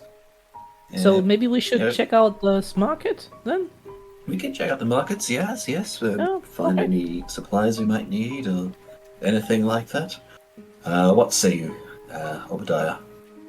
Yes, I'm actually in dire need of cigarettes. I'm Not quite the addicted to them. cigarettes. Oh, you will definitely find something there. Yeah, I think. Yeah, I need a smoke. It helps put me at ease. And it's good for storytelling. Adds a whole vibe to spinning the yarn. Oh, okay. Okay. Yeah. I think I will. Yeah. Should we go? Or should we? Yes. What do you think? Yeah. Should we go? Yes. Okay. Then I will Yes, wave let's Ambrose. go. I'll wave to Ambrose. Like, yeah. Yeah. Are you leaving? Oh, right. I'll see you when you're back, lads. Later, remember? 6 and 12, 6 and 12.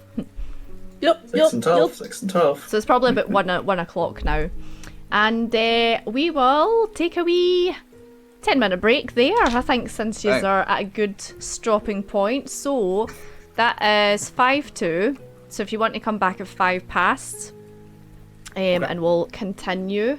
But yeah, thank you very much, everyone. Thank you for the first half. And yeah, I'll swap over to just chatting. Hello. Okay, Hello, see you in a everyone. minute. See, thank you. Obadiah, what is it? Yeah. So there's there's certain shops you can get stuff from. So there's like general goods and stuff like that. So if they go to the night market, they might find some interesting stuff. And Boogie, I think when they go to the night market, that's probably the right time to do the wild magic. What do you think? Well, that seems like a good time to do wild magic, right? Bang smack in the middle of the night market. So absolutely. Okay, so Boogie, what to do is you tell me Okay? When we're in the night market, when they're wandering about doing whatever, at me here and chat and say now, and we'll do it. Okay? I'll roll, and we can actually I'll roll just now, so that we know what we're gonna do. So let's see, what does it land on? No way. It landed on 99 out of 100. Are you kidding? So let me read this.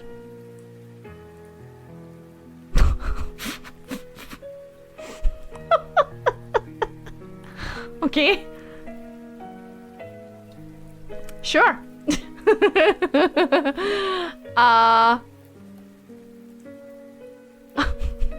Okay. Sure. Okay. Well, that's what it's landed on, so that's what's happening. So yeah, Boogie. When the time comes, just you say, now, Katie, now the thing happens, and then the thing will happen. Fuck.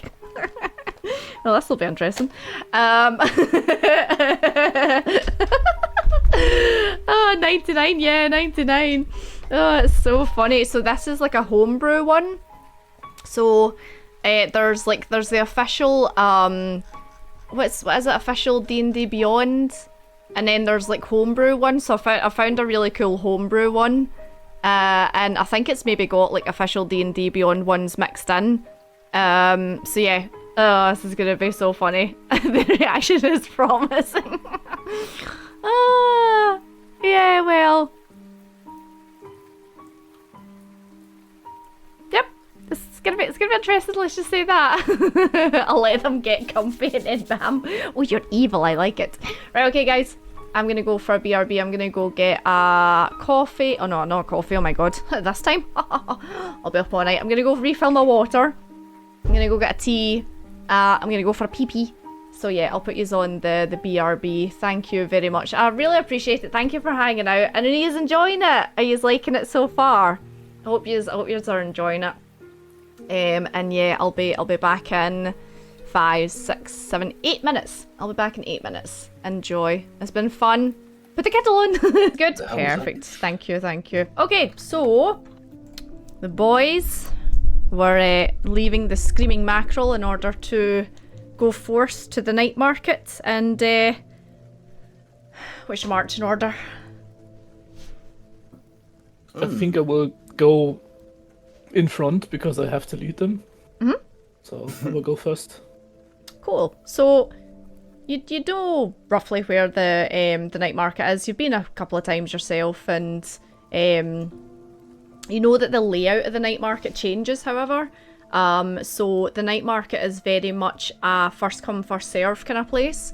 So it opens up in the morning, and if your tent isn't up, if you're not there, and if you don't get a spot straight away, then yeah, you're pretty much not getting a spot. So if you want to give me a little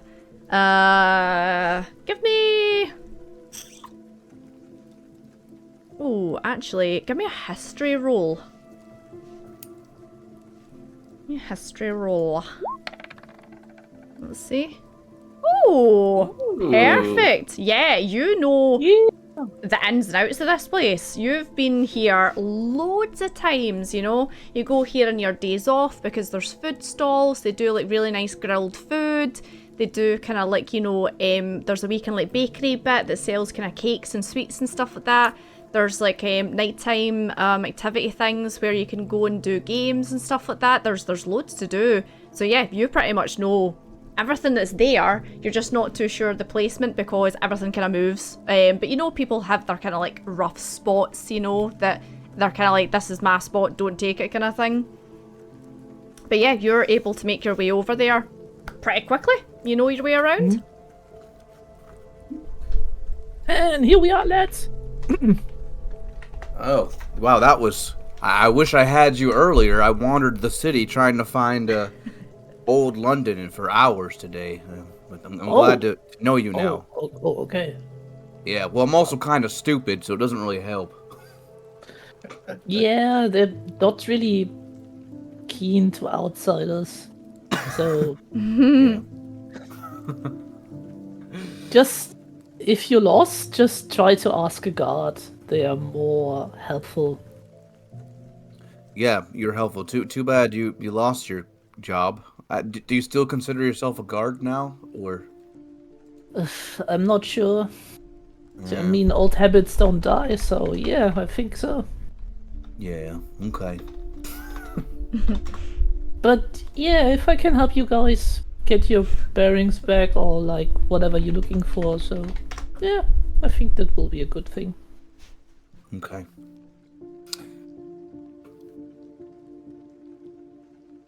So yeah. Oh, what you're looking for cigarettes and you're looking for stuff? Can I maybe like remember a specific, So let's say, shop? as you all enter the night market, let me get the picture up actually. I think there we go. So this place is lively. There are brightly coloured tents everywhere. There's stalls. There's people just kind of like standing with their goods on the kind of like the side of the cobblestone if they weren't actually able to get a spot. The place is well lit. There's lanterns everywhere. There's oil burners, and it is bustling with people of all walks of life. You would know, Martin, that the kind of night market's kind of neutral territory for a lot of people in London. So people from higher up London come to maybe shop at the more kind of expensive stalls that sell like jewellery and nice things. Then you've got like people from old London who come here to maybe like trade rather than buy.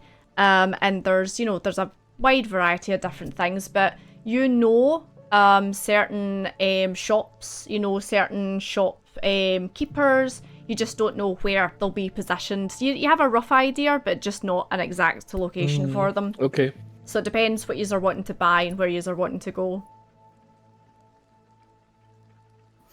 Seraphon, what was your purpose for coming out here to the night market? Well, I need to. Well, really, I lead. suppose a lead. Well, I suppose really what I'm looking for are the shadier elements of the night market that might deal in, well, as I said, stolen goods. And also, while we're here, I may as well, as I do, stock up on baking and bread supplies. You never know; it's a daily ritual one must follow. Okay. And I need cigarettes, so Cigarettes. kind of goes hand in hand. So unfortunately, Martin, because you are a very clean-cut and well-to-do guard, you don't take to do with any kind of shady deals or anything like that. So you're not sure of any place that would sell stolen goods, illegal goods, anything like that. But you do know of kind of just shops and stuff like that. So I think I will go to one of the shops there. So Where are you wanting to go first? What kind of stuff are you wanting to get? You want to go for supplies, cigarettes? What are you after? I would say just first for the cigarettes. Yes. So, Yeah, I think that's the easier thing. Like, So to get cigarettes, the best place to go for that, you would remember, would be Nix, Nax, Nix and Nax. Yeah. So for the audience members, you guys never got to meet Nix because we did it in our session 0 a couple of months ago now, right? But I will add a picture of Nix to the slideshow to the left-hand side. But on you go, continue. There he is. yeah, that's I know a place. There's our Nix. Nix, Nax, and Nax. A very flamboyant, cool-looking red tiefling. So, Okay, let's go there. just give me a survival check, Martin, see how long it takes you to find the actual stall, because they do move around quite a bit. Coming right up.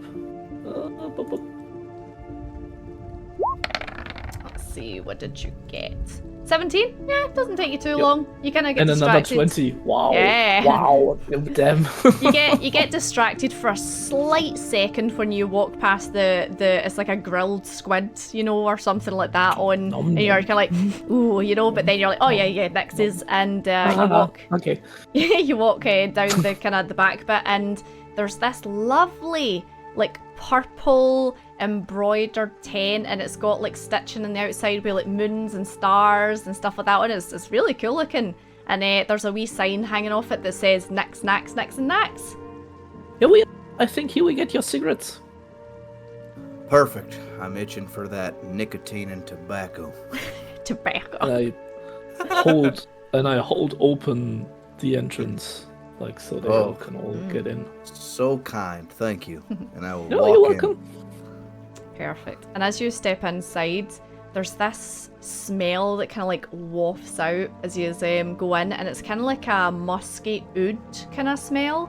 And you notice above you there's these kind of like burners, and you think the smell's kind of coming from an incense stick maybe inside. And this place is a clutter. It is jam-packed full of nicks and knacks. The Bowfin, Nick says is Bowfin. It smells lovely. There are pretty much shelves and tables made out of other things. So there's like a table made out of books that are all leaning together. There's shelves made out of stacked, tins and stuff like that. The whole place looks a little bit precarious, and there's like a tiny wee kind of like path you have to squeeze through to get up to where you can hear someone kind of like like kind of juttering about in the back somewhere.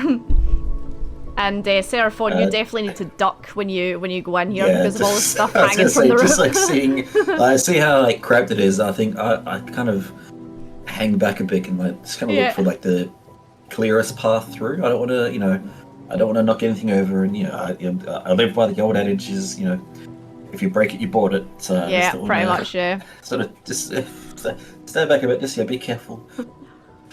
Step lightly, essentially through the store. Yep. So you manage to squeeze yourself through, and as you approach the front desk area, you see this red, flamboyant looking tiefling wearing a kind of like long, silky kind of red robe with all the kind of like gold embroidery over it. He's got his kind of like curled hair all kind of like coiffed back, along with the horns that kind of coif back as well. And it's kind of like, yes, customers, welcome to Nix, Nax, Nix and Nax. I am Nix Nax. How can I help you? Oh, yes. Hello. Obadiah here. You can call me Obi.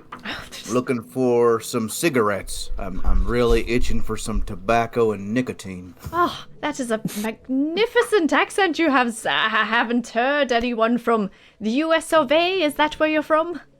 Oh yes, finally someone from with culture. Yes. We recently, about 30 years ago, won independence from y'all. No hard feelings, by the way, but. I think this is a fantasy land, so I don't know what you're talking about. Certainly no war between us. Strange. But yes, welcome to my establishment. We have many. What is your pleasure? I have cigars, I have cigarettes, I have those little roly things. I have some. You maybe don't want to smoke that actually. What are you in the market for? West Virginia. I would like cigarettes. Yeah. Big old pack of them. Yes. It's just the largest that we have. Yes. Yeah, big pack of cigarettes. Right, well that would probably be, and he pulls out like this drawer from underneath, and you look underneath and it's like, you just see drawers and drawers and drawers and drawers. He pulls it out and there's like, some kind of like big fat cigars, and there's a couple of packs of kind of fancier looking ones, and then there's this kind of like off-brand, it's got like a wee scribble of like a green dragon on it, and the dragon's kind of going, rawr, rawr. And it says Skywalker. No, I'm kidding. It says what did we call them again? The Dragon's Puff. The Dragon's Puff. It says the Dragon's Puff on it, and he's like, this is my selection that I have here. Perfect. I'll take it. Ooh, I like the look of those. The Dragon's Puff. That's a 20-pack. That'll set you back, well, a couple of well, I was going to say silver, but don't have any of them anymore, do we? Right, they took it all from me. Yes, same. They came round, a couple of brutes, and took everything I had, and didn't give me any change, which is really, really strange. Yes, I asked for a voucher, But they didn't give me one. They don't do vouchers here. That's totally barbaric, isn't it? Gosh. No receipts, no vouchers, no tax trail. It's a bloody nightmare. And yes, let me just check my paperwork to see how much these cigarettes are. I've got it wrote down somewhere, unless someone else has a note of it. I don't. No, hold on. I did write down how much the cigarettes were.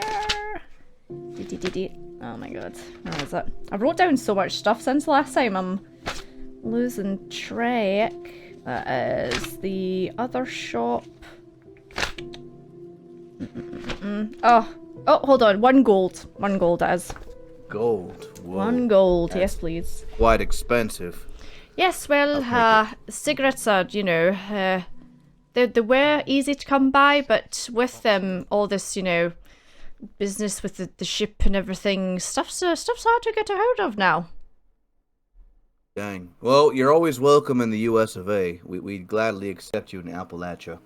Oh, and I'd happily visit you, I think, as well. I'll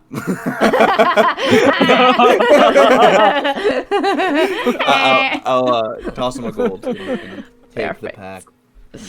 I'll make a note of that on my refreshed notes as well. So the Dragon's Puff, 20 cigarettes, 1 gold. Beautiful. Dragon's Puff, 20 pack. I'm just gonna take a sniff of the pack. Just. So is Obadiah a smoker? Yes, he is. Yeah, and has he always been a smoker? What's your Oh yeah, since he was like 13 years old, he started smoking. His lungs are black. These are kind of middle of the road, more kind of towards the cheap end of cigarettes, but they'll do. No, they're okay. Yeah, that's fine. Thank you so much, Nick. It's nice to meet you. Do you have anything on discount that you'd like to sell us? Discount? No, not just now, I'm afraid. I've got some trinkets and stuff and a couple of things, but nothing on discount, I'm afraid. Okay, well, I have some really nice things if you want to see them. And then he kind of points to a shelf behind them that's behind a glass cabinet, and you kind of see like a couple of shiny things in there, a couple of bits of jewellery. I kind of like. Maybe like a, what'd you call it, music box, like a wee music box as well. Okay, tell me about these items, so I might take them later or something. I've got a couple of kind of really nice jewellery bits in there. I've got that little trinket over there. Apparently it's got some kind of enchantment on it, I'm not too sure. I've never dabbled with it myself. But yes, I can sell you these for maybe about 100 gold each. Okay. Do it now or Boogie? Okay, so who do you want to do it to? So I asked Boogie when she was wanting to do the wild magic thing. She's wanting to do it now, but who are you targeting, Boogie, with this? Oh God. Okay, so Sky. Obadiah. In the middle of your conversation with Nyx, you begin to feel small, and you look kind of down, and your hands kind of like disappear into stumps, and you kind of like your thought process turns from cigarettes to, what's that smell? Oh my god, that smells really strong. And oh, I'm really warm all of a sudden. And why am I so close to the ground? And why am I seeing like shins everywhere? And how did I get outside? And why can't I see colour? Where's colour? Oh my god, what is happening? And then you feel this appendage behind you swaying from side to side. And Martin, inside the store, you see Obadiah drop down on all fours and start barking. And Nyx is like, is he alright? And Obadiah, you are like,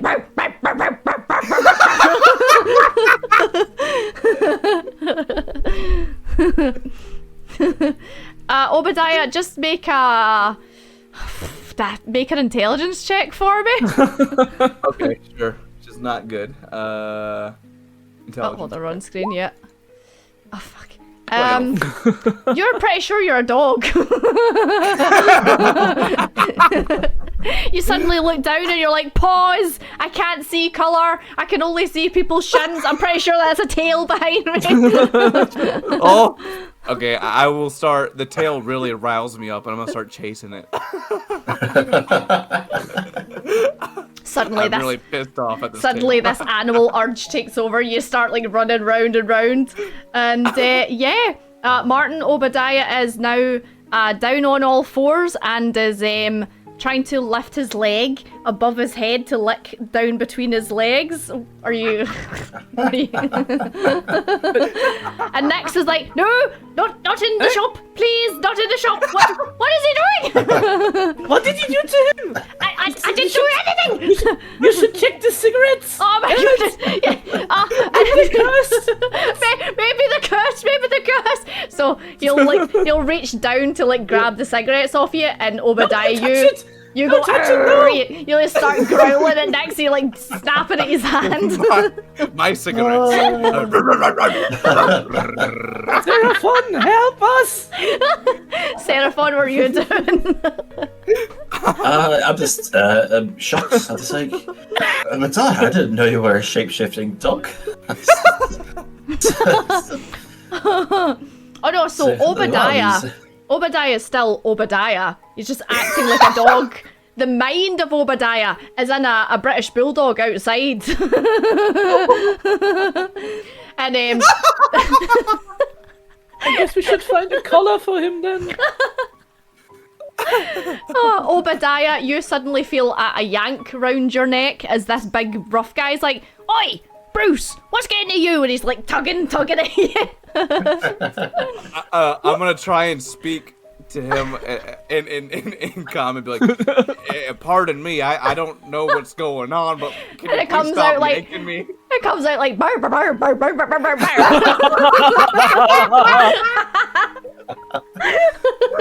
And he's like, what the fuck did you, Bruce, what's getting to you? And Obadiah, roll a constitution saving throw for me, please. Okay. 14.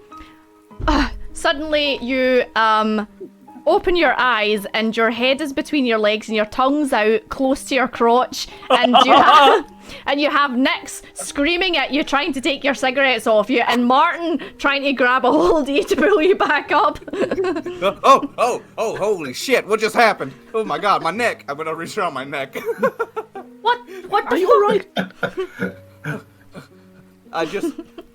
I just turned into a dog, I think. You should drop those cigarettes. Maybe they're cursed. Don't use them. Oh damn it! I really want to smoke. So I'm just gonna copy and paste the wild magic that Boogie thingied into chat, and I just kind of like adapted it a little, but there you go. So I was like, a dog. You're gonna be a dog. Sorry about that. I have no idea what just happened. That was odd. Did I break anything? No, you didn't. But please just maybe leave the store now. Thank you for coming. Come again. What, can I get a different pack and real quick? No. No. All right, give me my gold back. Roll a persuasion check.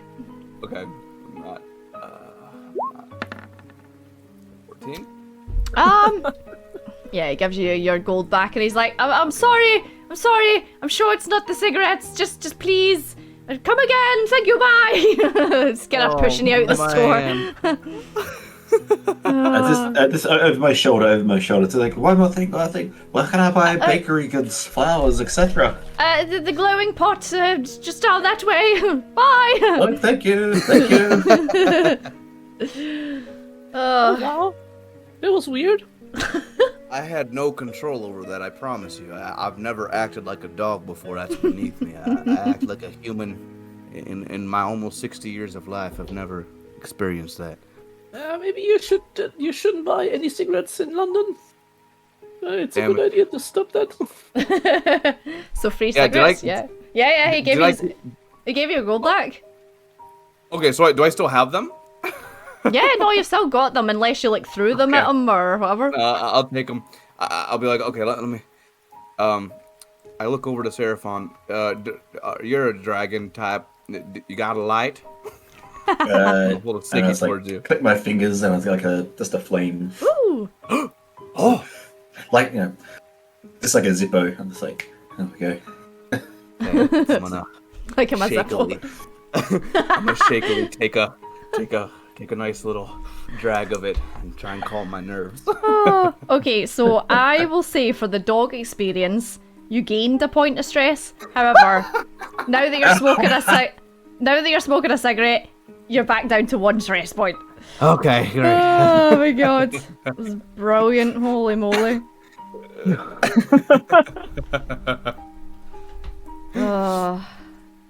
Okay, so yeah. Alright, let's go. The glowing pot.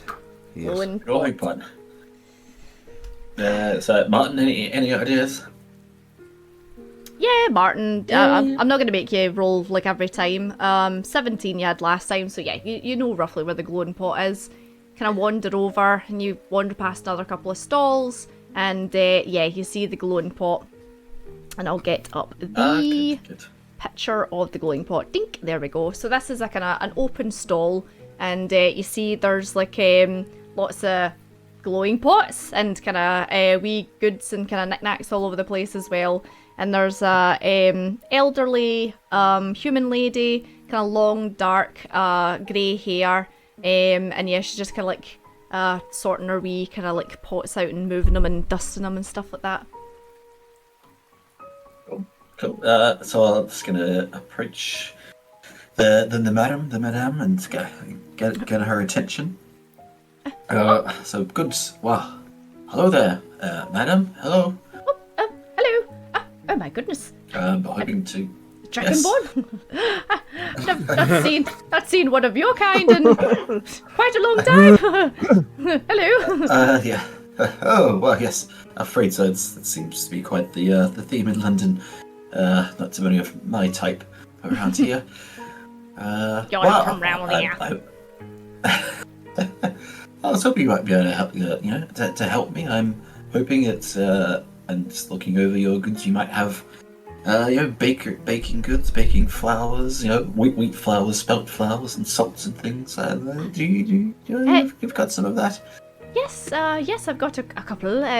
Not too many now, unfortunately, because of the ship's not doing it. But yes, I've got a few.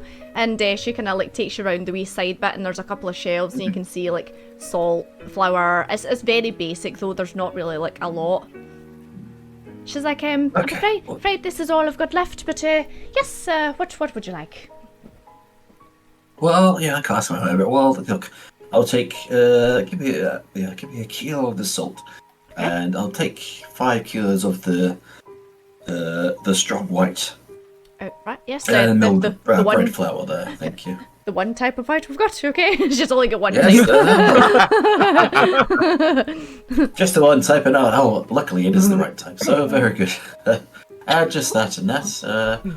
Adds, maybe you are of seeing as the glowing pot is of baking goods. Have you heard of anyone potentially selling any stolen or potentially just trying to sell cookbooks that might seem ornate, overly ornate at all recently? The last few weeks at all? Did you say stolen, dear? Well, sorry, it's a slip of the tongue, but I'm looking for a recipe book that, belonged to me and my family. Just wondering if maybe someone might have tried to sell it to you. Now, let me think. Given her age, she's probably been here for quite a while. So let me make a roll for her. See if she knows anything. Guys, what do we want? Do we want chonky or do we want a regular sized dice? So I've got the chonky boys, I've got the regulars. What do you think? Do you want a chonk? Do you want a skinny? What do you want? Chonky? Always chonky? Okay, we'll roll the other chonky this time. Chonky boy, chonky boy. You love the chonky. That is a 17. I don't know if that will focus on it. There we go. 17. You can kind of see it. Okay, so yeah, she has been around. She's been here for a number of years. So she's like, I'm afraid no one's really tried to sell me anything stolen. Especially not any kind of recipe books or anything like that. But if I was you, I'd maybe keep this on the down low. And she kind of like pulls your arm and kind of like pulls you down to whisper in your ear, And she's like, if I were you, I'd maybe try the dark alley. Dark alley? Yes. Right. If you're looking for stolen goods, probably there. And where is the dark alley? Would you believe it? It's in a dark alley. Astounding. I've never been myself, but look for shifty people and a dark alley, I suppose, and yes, maybe there. Okay. Well, madam, I thank you. What do I owe you for the flour and salt? Oh, just a gourd. Just give me a gourd for everything. Just a gold. Okay, very well. Here you are, my dear. Thank you so much. Hello, Cindy. Oh, don't you eat my dice. I need to put my dice away now. The cat's trying to eat it. No. I know. I'll leave one of them out, but the rest of them are going to have to go away. He's going to try and eat them. Yep, so that's you. You've got your supplies. And she's like, she looks over to you, Martin. She's like, oh, hello, Martin. She kind of like waves at you. Anything else for you, boys? No, thanks. Not for me. What about your friend with the, is that a raccoon round your neck? I think it's a ferret, but I'm fine, thank you. Right. Well, it was lovely meeting you, especially you. And she kind of looks up at you, Seraphon, she's like,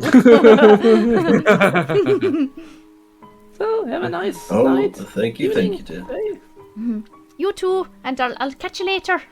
Hopefully the ships will be back with more supplies soon. I'm running low, and you can just see like our shelves are a little bit bare. Yeah, this could take a while. The dockmaster's missing. Oh, and this whole big Gareth. red ship is still in the harbor. Yes, he's gone missing. Terrible thing, that bloody red ship. Hopefully it disappears soon. Don't think so, but yeah, let's hope. The story says he tried to be in a good mood. Yeah, it's understandable. Cool. Oh yeah.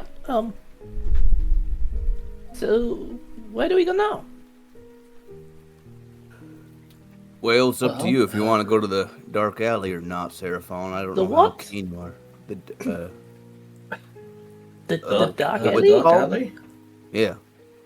Martin, give me Did a... hold on, let me think. What am I going to make you roll for this?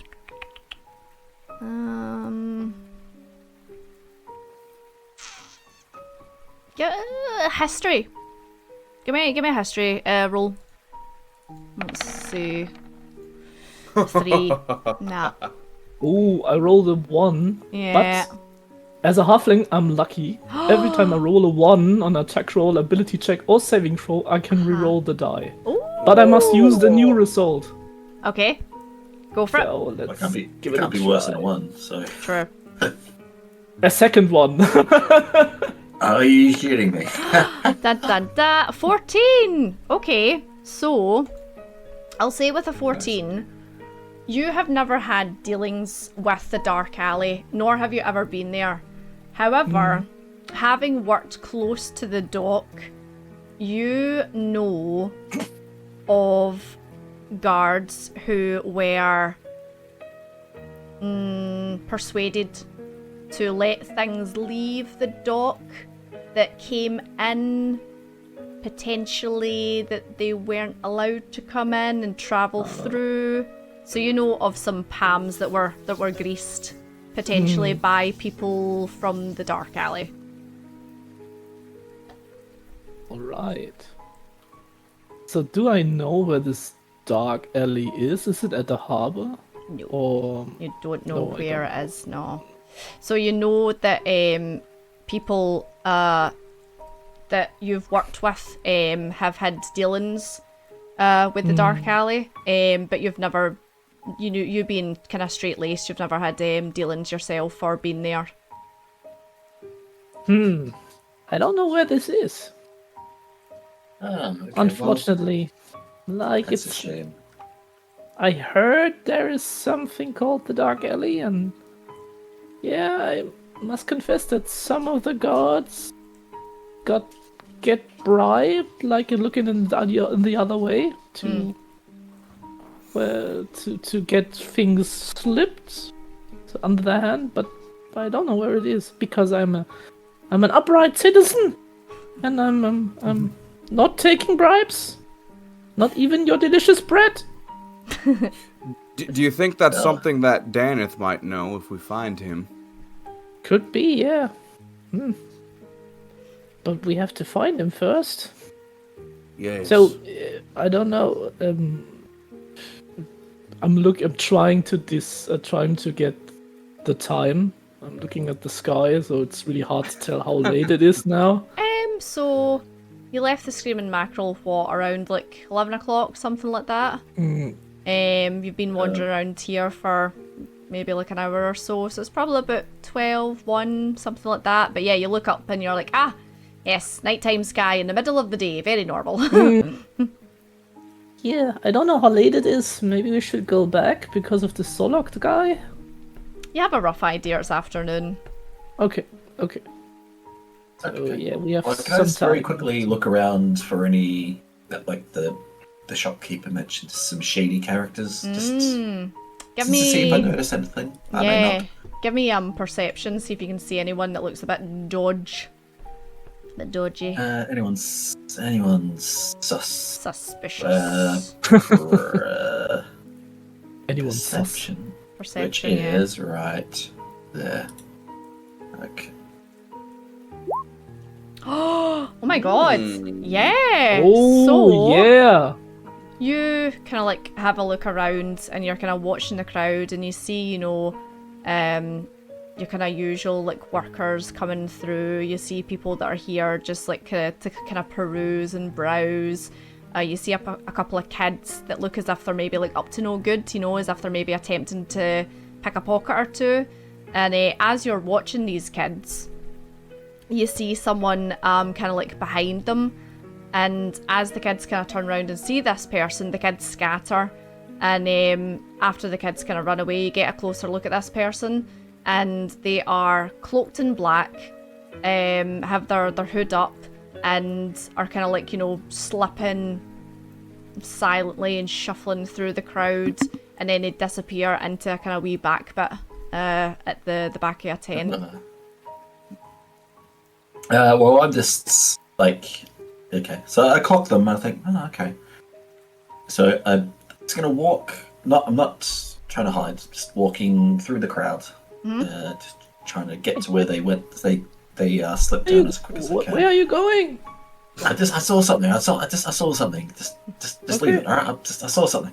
So I'm just gonna beelining for this section of the side of the market, I suppose. And I get to where they are, and I peek down this dark alley, I suppose. And, So, you're not at the dark alley yet. However, you do see this person kind of like weave in and out of the kind of tents, and it's almost like ghostly the way they shift. It's as if people aren't really like paying attention to them or notice their presence. You rolled like super high, so you're like you can spot them and like watch what they're doing, and it's really weird,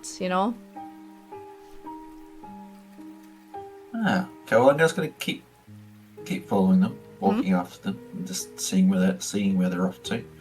Are you being I stealthy feel about like it? No. No. I'm not. I'm Okay. just following. I'm just walking after them. Okay. That's no. Okay. I'm not particularly. I figure that, I'm not particularly stealthy anyway. And you're dragonborn. And I stick out like a sore thumb. I'm So just I'm just walking along. Just gonna make a little roll. Oh. Uh-oh. Okay.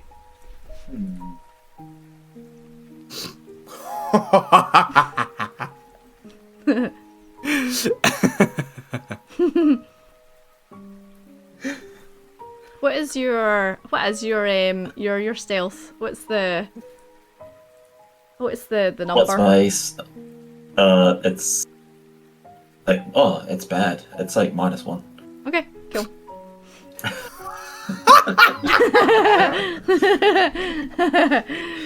I'm not a stealthy person. I'm a yeah. So Yeah. you're following this person, and your keen eyes are keeping a track of them, and then there's just one kind of bit where you kind of see them, and then a couple like kind of walk in front of them, a man and a woman, and they're just gone. Gone. Quished. Gone. So I'm just like, where'd they go? Where did they go? Can I see? Can I see? And so there's so I see. So they're gone. Is there any other way I can track them? Can I? Is there? I mean, you've seen the direction. any You've seen the material? direction they Yeah. went in. You just didn't see like them. They were there and then they weren't, kind of thing. But like where they were standing, kind of thing. Okay, well, I'm gonna go over that area and just have a look around, Okay. see what's there. Just gonna make So another let's roll. see. Uh-huh. So, you approach this corner, and as you kind of like turn to kind of like look to where this person was, it is a dead end. However, as you're kind of standing there, kind of going, what, how's this? You feel something small and sharp just come up to just underneath your breastplate, and you hear a voice in your ear going, "What are you following me?" I no. Well, I saw you, and I thought you looked like an interesting person that might know certain things. So I thought I might follow you to, I'll ask your advice on something. Please, sir. Sir, I saw you following me because you stuck like a sore thumb. Yes. Well, apparently I'm the first Dragonborn many people have seen in London for quite some time. Yes. So, what can I do for you? And you feel the wee jaggy bit kind of just like, jab you a wee bit more. Well, I'm looking for the Dark Alley. Just out like that, is it? I'm looking for the dark alley. That's, What? you're not from round here, are you? No, I'm not. I'm from the north. And why would a northern dragonborn be looking for the dark alley? Well, honestly, looking to track down and hopefully reclaim stolen goods. And we're better to ask than people who might deal with goods that may want to be kept off the open market. Make a persuasion check. See if you can persuade Come on, this this row. person. You can do it. 17! Okay, so Nice. they kind of relax a little and kind of take a take a note of your kind of your body language and how you're talking to them and stuff like that, and kind of think, you know, okay, they're not a threat. So they kind of lower their guard and take you now see it was a long, round, curved dagger that was stuck underneath your breastplate, and they kind of stand up and they go, I could show you the way, if you like. Well, I certainly would appreciate that. Well, if you can lead, I can follow. As I can keep a secret too. Well, what is your name, good sir?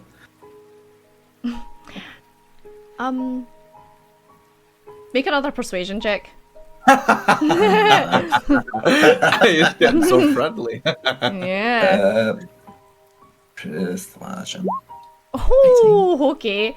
So Oh, they wow. kind of they take a kind of step and like kind of tilt their head a little, and they're like, you can just call me the dragon.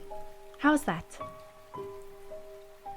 Dragon is perfect. It's a good omen, I believe. What would the lead on dragon? Thank you.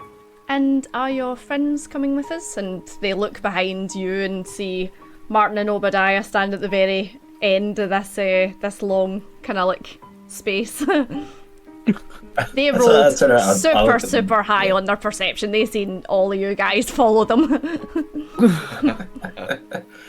Well, yeah, I turn and look at them, and I raise my dragon eyebrows, just to meet that, and kind of like number has like, oh, come on.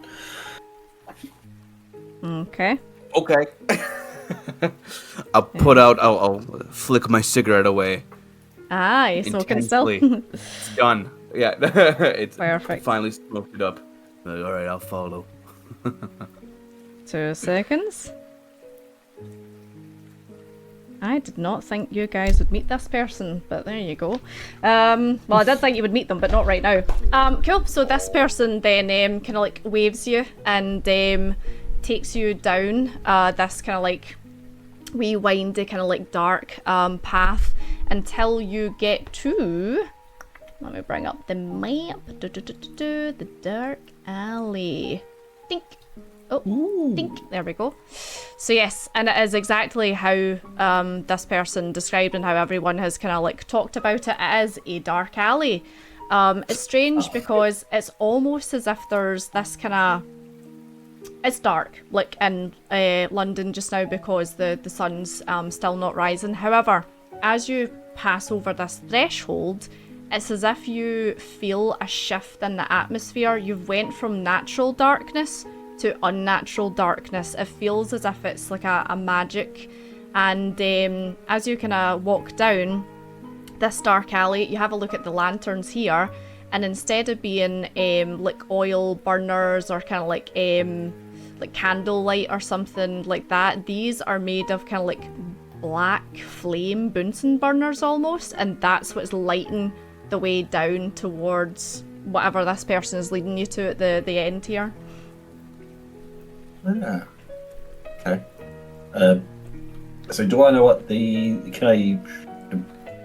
with those candles? Would you say they were dark candles? Black flames, candles. They are. So if you want to give me an Arcana check, maybe? Sure. 6. Candle. They're magic. You know, you look at them and they're like, yeah, that's definitely magic, but you're not sure of what kind of magic it is. But yeah, this person takes you through, and as you guys are walking through here, everyone's looking at you. I mean, it's hard to tell that they're looking at you because everyone's kind of like cloaked. All the kind of faces are covered either with masks or hoods or stuff like that. But yeah, you guys stick out like a sore thumb. And you get to the end and you see this large building. It is painted completely black. And on the kind of bit above the door, there's this plaque, and it is a snake kind of going in a circle, encompassing and eating itself, and it says the snake pit above it. And the figure that took you down kind of turns around and goes, well, I must drop you off here and be on my way, but pleasure meeting you, gentlemen. What was your names? Well, the dragon. I am Seraphon Herthaven, and a pleasure to meet you, and May you rise and continue through the night. Thank you. They're like, was that a blessing or? I'm Martin. It's nice to meet you. Nice to meet you too, Martin. Obadiah. Ta-ta. Ta-ta. And they turn back around, and yeah, it's eerie watching them because it's like it's almost as if they float, you know, the movement of their body and it's as if their feet isn't touching the ground, and next thing you know they're just gone. Ooh. Weird. Fascinating. So are we? You see what species they were, or what race? Give me a perception check. I'll let you do one. Fuck off!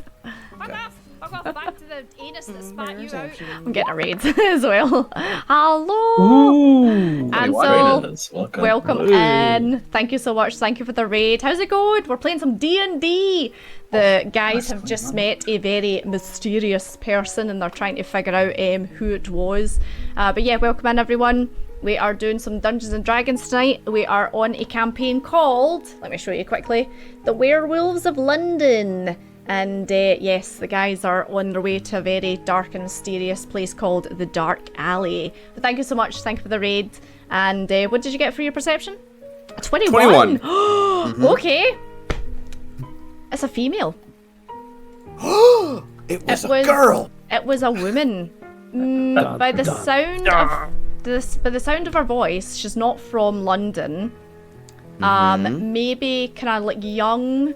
But as far as like her species and you know stuff like that, she was cloaked and there was no way. But from her movement, you looked at her and you're like, that's a woman, you know. And the way that she talked and kind of like her gestures were very actually with a 21. Yeah, you kind of go, this person's like a walking piece of art, essentially, you know, like the way they carry themselves, the way they move, like they are elegant. So yeah, well done. I was wondering if any of you were gonna clock that it was a woman. Damn, I miss my wife. 1 point of stress. No, I'm kidding on.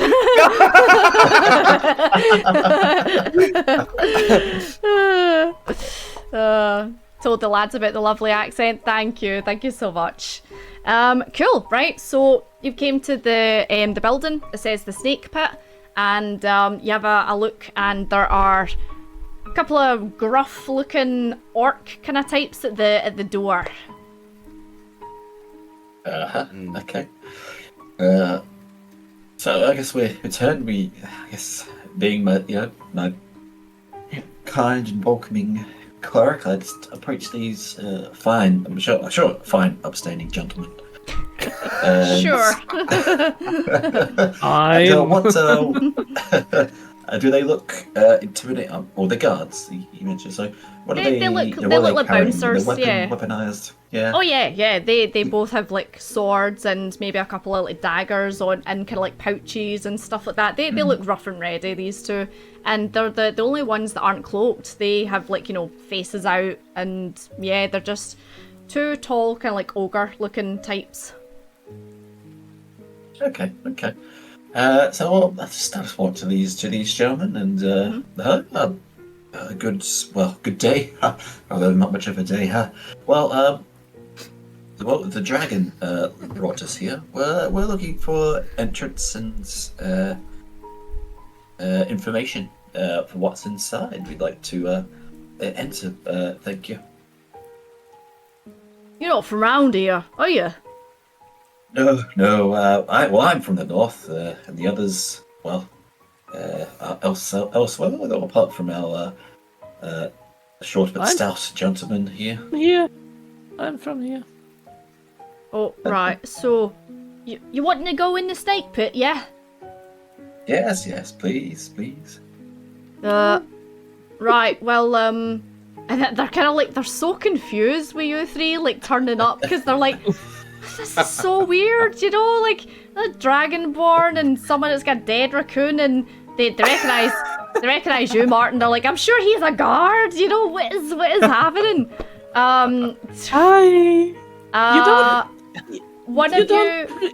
Do you look for guys? Do you look for people that are working? Guards, maybe? Don't know. So standing. You can either do a persuasion check each, or one of you can do persuasion with advantage. To maybe let them let you in. It's up to Who's you got guys. the better chance to make them, to persuade them? Obadiah's not good with words, so I will give advantage to people. Obadiah's not good at the charisma. No. Yeah, I'm not. Kinda I'm not. overly. I'm not good either. Is anyone charismatic? Right, Seraphon, No one you're is charismatic. All right, well, you're doing most of the talking, so you do a persuasion check with advantage. I'm just standing beside him okay. and smiling and waving. Oh, 20! damn. They're looking at Holy, not 20! bad. A wee dirty 20. I'll take the dirty Overtoned. 20. Okay. So, yeah, so Nice. the two of them are thoroughly confused by you three, but they're like, right, okay, well, no weapons beyond this point. You need to hand them all over, and we'll keep them over there. And they turn then point to like a wee outhouse thing, Yes. and then you can go in. So who's first? You. And they point at you, Seraphon. Weapons here. Oh, very well. Very well. I'll set my what do I?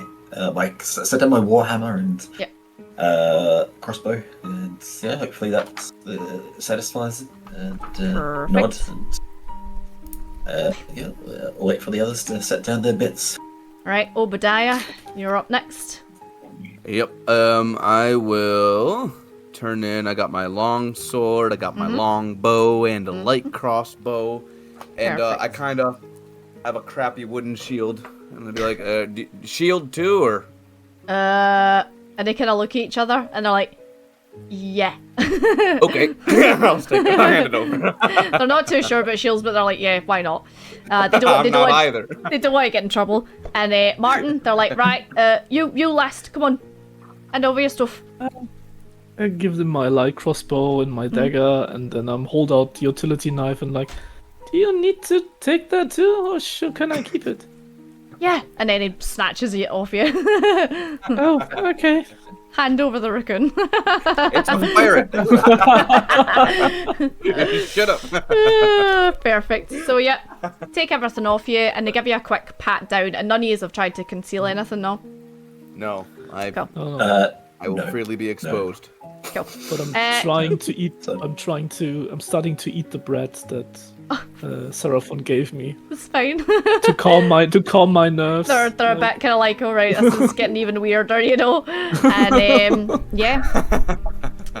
they then step aside and let you enter the snake pit. So, as you enter, you guys, you stick out like a sore thumb. Everyone here looks a little bit shady. But as you have a look round, you can see to the right hand side there's a bar. There's a couple of tables for like people playing cards or gambling, maybe playing liar's dice. There's some people kind of like just hanging around up the back, all kind of like hushed words. And up the back there's a wee stairwell that looks as if it goes maybe upstairs, and there's two kind of ogres standing up the back. Welcome to the snake pit, lads. What a fine establishment. It's I'll warm. head to. It's warm. Yeah. It doesn't smell too great, but you know, it's all right. It's better than some places in old London. Well, we look for the good amongst the dark, don't we, people? So who can I approach here? Looking around, is there anyone looks like they might have an air of knowledge or information about them? Give me a perception check. Let's see if you see anything interesting. Perception. 14. I mean, everyone looks kind of shady. You look around and you're wow. like, yeah, this is the right kind of crowd to be in a place like this. It's kind of hard to tell. Everyone looks kind of equally sinister in here, I suppose is the way to put it. Okay. So is that is there a bar? Yeah, there's a bar to the Sure. right hand side. I'm trying to Okay, hide okay. behind the big ones. So yeah, as Well, you there's a bar. Well, you know. Yeah. Yeah. Go on. yeah, so the bar's the right hand side, and as you approach, you see a male dark dwarf, a dwegar or a duergar, however you want to say it, bald, big white beard, working behind it, and he's kind of like shining a couple of mugs as you approach him, and he's kind of like looking around. He's like, "It's a fucking dragonborn." So he's a dark dwarf. Is that? Yeah, it's, a duergar or dwegar, however you want to pronounce it. Liga. Dwegar. Well, I will approach him, and in Undercommon, as I do speak Undercommon. Just speak undercommon. Oh. I speak Yeah. Undercommon. It's one of my languages I can speak. I approach and say, greetings. Greetings, Barkeep. May you have I hope your days are well. And he's Best I can. totally taken back by this massive kind of copper red dragonborn who's just came up to him and spoke undercommon to him. He's like, "Well, that's something bloody new, isn't it? Welcome to the snake pit, I suppose. How can I help you?" And I'd chuckle and say, well, these days are full of uncommon events, dear sir, but, well, my travels and education have taken me many places, and I've learned many things. I've never been to the uncommon, but I have learned the language. So I'm hoping you might be able to help me. I'm hoping to, well, find out information on, an item that I'm trying to track down that was, stolen from me, and I'm hoping to track it down and get it back. Well, if it's stolen goods you're looking for, came to the right place then, innit you? Well, it seems to be, yes. You best speaking to the boss, if you want anything like that. I just sell beer, I'm afraid. Yes, understandable. Well, how do we see the boss, as you say? You go upstairs, but don't suppose you brought anything for him, have you? Well, blessings from my daughters. And at that he bursts out laughing. He's like, good one, good one. He's still talking in undercommon to you. No, I mean, It's like looking at him dead serious. Like, you're being serious. Definitely not from around here. No, I'm talking about like goods. Have you brought anything for him, or can you do anything for him, like a service or something? well, we've been, I think, all been travelling for a while. We have no goods really, but between us, we can probably, provide some kind of service if it's agreeable to everyone. It doesn't, border on the, occult or, abyssal side of things. The bits, things that are a bit too hot underground, if you see what I mean. No, I don't. But I don't think the boss is interested in abyssal. Well, neither are we. kinda So like- that's good then. But yeah, if you go up to the lads up the back there, poking folk, they'll frisk you and then let you up the stairs.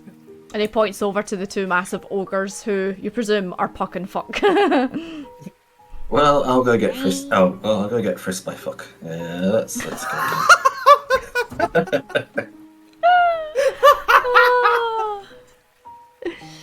Oh, brilliant. I tell you, just as well you picked Undercommon, because he wouldn't have been as friendly otherwise.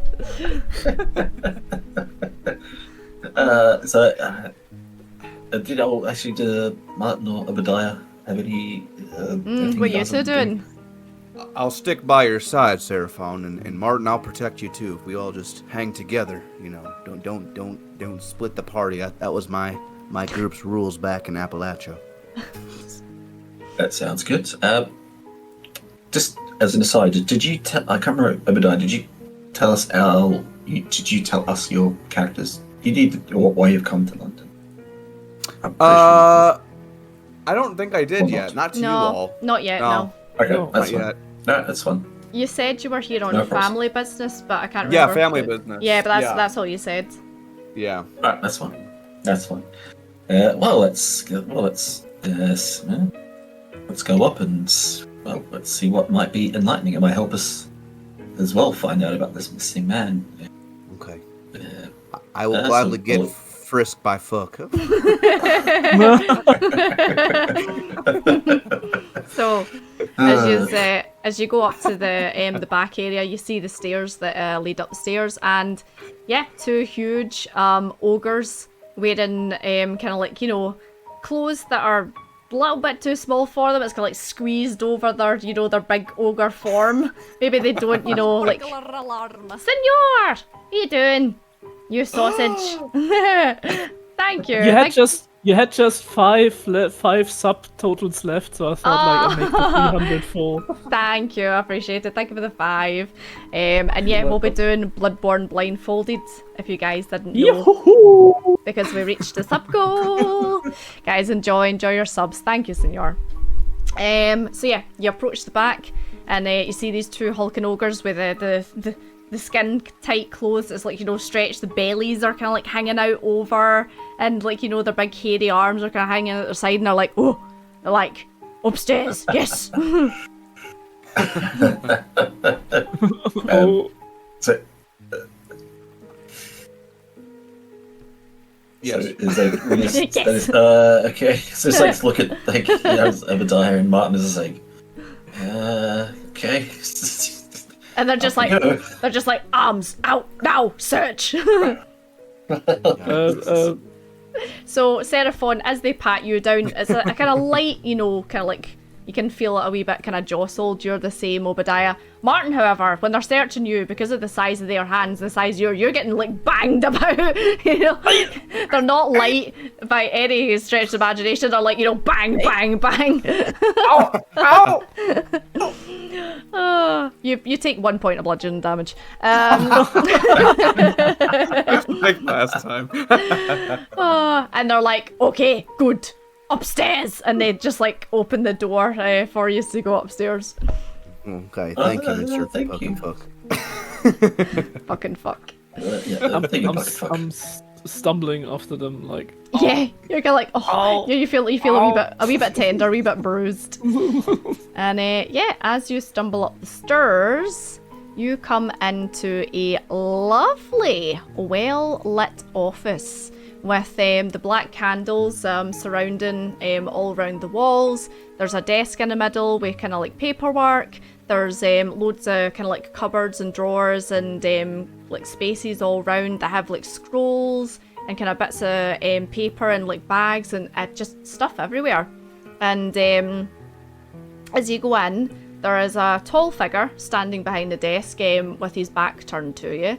And as you kind of cross over the threshold, the figure turns round and he says to you all, welcome, new friends. My name is... Forgot his name. Let me get it up. My name is... Oh, there we go. My name is Seraph Grimlord, at your service. How can I help? And you will notice... I'll add a picture of him to the wee slideshow. That Seraph Grimlord is a Yuan-Ti. So he is a snake person. Ooh. And he is jet black from head to toe. Very sleek, very slender. Has on kind of like dark, nice robes. And is kind of looks like a black mamba. If you know what that looks like. And yeah, he's just kind of like standing there with his hands kind of like folded in front of him and has welcomed you all into the snake pit. Well, take it away, Seraphon. You've been This is your ordeal. Well, thank yeah, Big snake. It's a big snake. It's a big black snake. Oh my! Just thinking on my, I guess, Twilight Cleric feat, I take a bow and there's like, as a greeting, I'll be, blessed be the soul by the Twilight's kiss, Mr. Grimlord. Thank you for your audience. We are deeply, deeply grateful. Look, I don't know what might have been passed to you in secret, but I'm here to ask you about, well, a book that was stolen from my family, and my travels and investigations have led me here to London. And I'm hoping you, might have some leads or suggestions on who might have such a thing in their keeping. Definitely not from round here, are you? No, I'm from far north.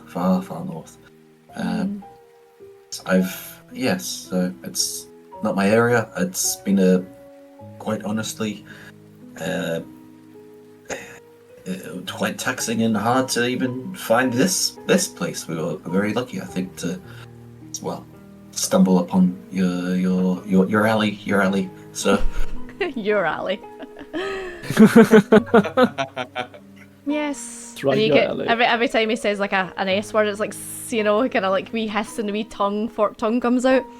He's like, yes, quite unusual that you found this little hideout of mine. Pray tell, how did you find us? well, those that I don't want to Just what to tell you. give away. Yeah, I don't want to. I don't particularly want to give away the dragon. The fact that I followed the dragon, unless I really have to. So I'll just say that which isn't the best thing for my character, to be honest, because I cannot lie, particularly.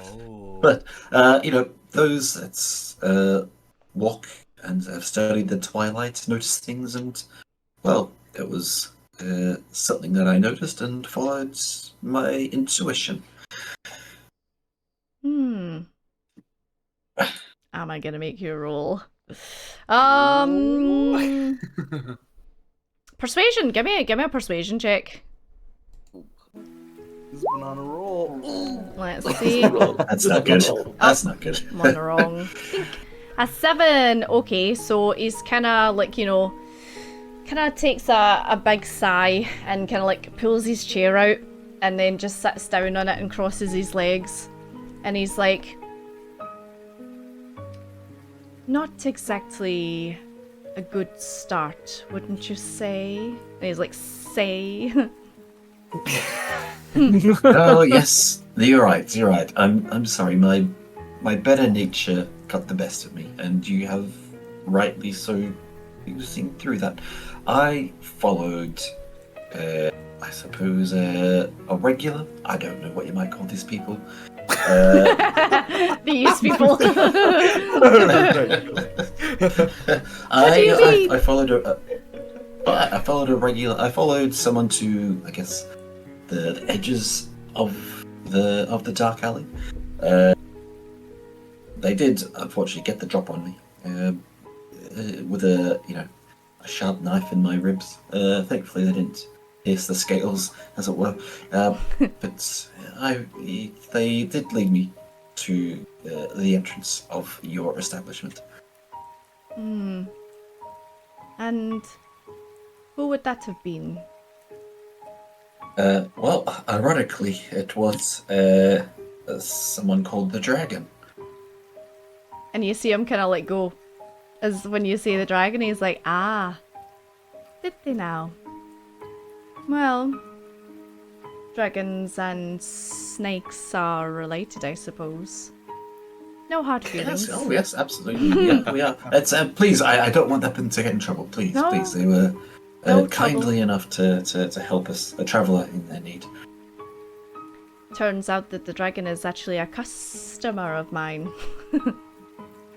I see. Well, So- with that cleared up, I hope we can get on to business. What do you have in mind? Well, as I've mentioned, I'm looking for this family heirloom, this book. And I have no goods to offer or money to give, but we have skills. We can help you with any jobs, so long as we, protect the common people. And is what I'm hoping, sir. Looking at him like quite hopefully. And, Like, please, sir. And then he kind of like sits back in his chair and kind of gets himself a bit comfy now that you've like kind of talked a little bit, and he knows you're telling the truth at this point.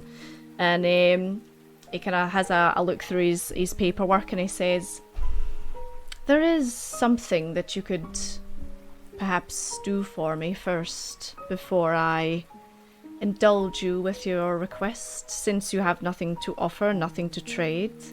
I am a businessman after all. Would you be interested in a job?" A job? Well, sure. We can. Looking at the other two, I'm sure we could help you with a job. What can we help you with, sir? Well, I'm sure you've noticed by now the ship that has docked in London docks, and with it has brought some disturbances to my trade. I was expecting a rather large delivery to come, and because of the chaos that happened down at the docks, it has not arrived. It has either been lost or stolen.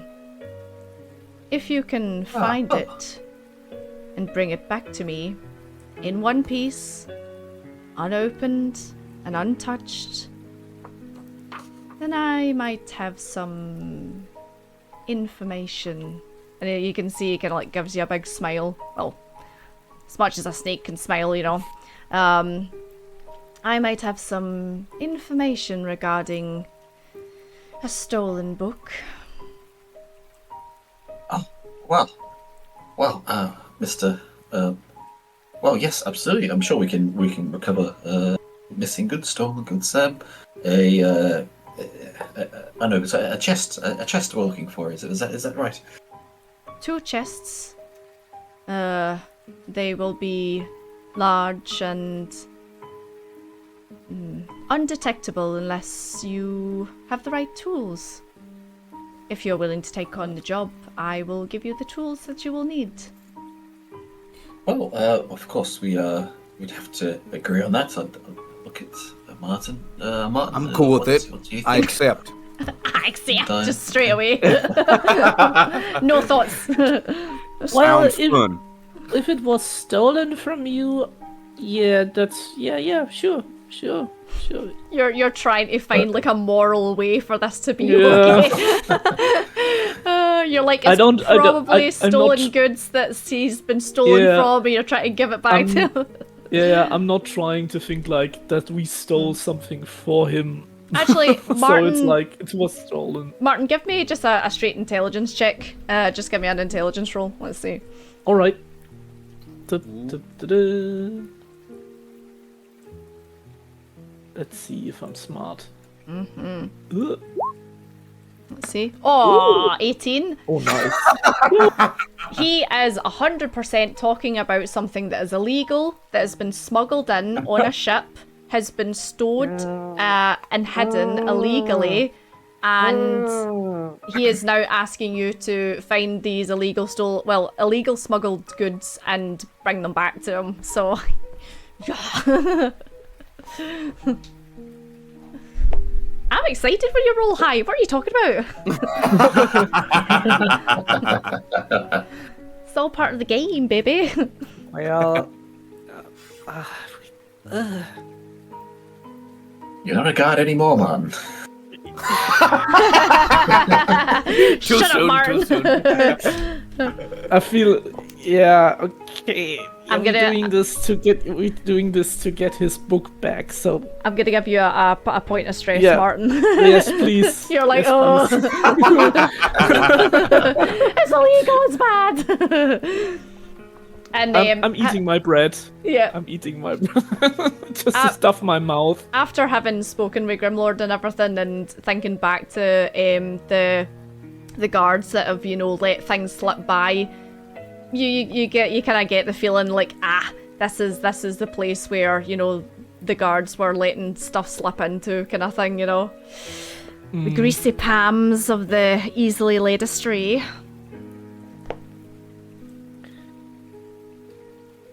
Criminals, all of them. Criminals. Okay, well, good. It's decided then, Mr. Grimlord. We accept. So you said we couldn't. We'd need something to find them or see them. Is that right? Yes. You will need these in order to see my brand. So he pulls out two candles and puts them down on the table for you. And he says, when you find my stolen goods, light these candles and shine the light over the top of the boxes, and my symbol will appear. And he shows you like a, what do you call it? Like a seal, you know, like a wax seal. He shows you a wax seal, and it's the symbol of the snake eating itself. And he says, this will appear painted on the top and sides of the box, and you will know it is mine. Top and the sides. Okay. Do not lose sides. these. He says, don't lose them, and slides the candles over to you. Very well. I shan't. I'll just take them and stow them in my gunner, my backpack, my bag. Okay, so they went missing from a ship coming in, a warehouse where they came off a ship. Where's the best place we can start here? Well, I'm afraid I don't go down to the docks myself. However, my men told me that this ship, the red one, demolished a number of ships, and that goods were scattered all over the shore. So perhaps someone took the opportunity to steal some things during the chaos. If I was you, I would start there. I would like to say, though, this shipment was expensive, hard to come by, and is already 3 weeks late for my customers. So promptness would be advised. Of course, yes, understandable.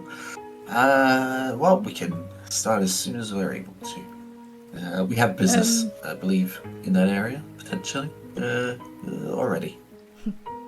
Excuse me, Mr. Grimlord, sir? Yes, and he kind of like hisses and What? like gets up What? and moves over to you and What? bends over What? you like you're a wee Well, snack. Martin is trying to get a little bit back. So, what do we do if we found your goods and they were already broken? Bring back So what should we return them nevertheless? bring back what you can. Yes. Okay, we try. Okay. He's looking at you as if you're like a wee mouse. He's like, tasty. Yeah, that stresses me. The jaw unhinges a little bit and then he goes, oh no, put it back. He's like, Ah! Bread? Can I forgot the offer you banners. some bread? It just kind of like shakes his head and then sits back down and reclines. And he's like, you know, anything else I can do for you, gentlemen, or will that be all? Any Well, I information or anything you want to trade? I am always here. Okay. Is there a way possibly to send letters by post? If you want a long distance chat. Post office, yes. In Okay. Greater London. Okay. There's And I'm nothing guessing- like that in Old London. You'd have to go to Okay. Greater London. Damn it, no couriers. And what would the address be? The snake pit, or is there a cover up? I don't know. Wait, to mail things here? Yeah. Oh no, you don't mail. God, you don't mail things here. You bring things here secretly. sorry. Oh, okay. Understood. He's kind of like, what mail? No, no mail. This is a PO box. There's a forwarding service. Yeah. Okay. Thank you. Yes. Okay. Illegal Understood, yeah. street at 123 Dodgy Alley. All right. Well, pleasure to make your acquaintance, Mr. Grimlord. Hopefully, we'll be prompt and timely with this mission. To Mr. Grimlord, big kingpin of Kingpin of the underground. So yeah, he seems pretty happy with the deal. He seems willing to trade information about stolen books for his goods. Perfect. All right. Perfect. Thank you so much. I guess we just leave out the door we came in. Is that okay? And he just kind of like nods. Yeah. Okay. And I'll tip my hat. And my ferret. All right. All right then, time to mosey on downstairs. Perfect. So yeah, you leave easy as you came in. Puck and fuck open the door when they hear you coming down the stairs, and they grunt. They grunt as you walk past, and you're back downstairs at the bottom of the snake pit. Okay. Well, gentlemen, thank you. I know this is a wild adventure we've had so far. Thank you for letting me drag you into my own troubles. It's greatly appreciated. Well, yeah. If you just keep baking us more bread, I'd be happy with that. Oh yes, please. Such is my path in life. As we say, we are now a group. We are three ingredients. Ingredients. We are the three that we use in baking the salt, the flour, and the water. The key ingredients. So we are a group and we travel. So I thank you. Amen. Yes, yes, sure. Amen. Now, where to now? I'm not sure. Gentlemen, is there anywhere you want to go, or maybe we should I'm keen to relax back at the mackerel, or up to you? Yeah, I'm keen to go back to the mackerel and talk to Zolog. I think that's a good idea. Yeah. Okay, Okay. that sounds good. Well, let's return and while the time away. So it's probably about maybe 3 o'clock, 4 o'clock-ish. Yeah, it's probably about that time. Are you just going straight there, yeah? Yeah. Yes. Cool. 2 seconds, I'll make a wee roll. That's not good. Yeah. The DM what rolls, is- it's never good. What is everyone's passive perception?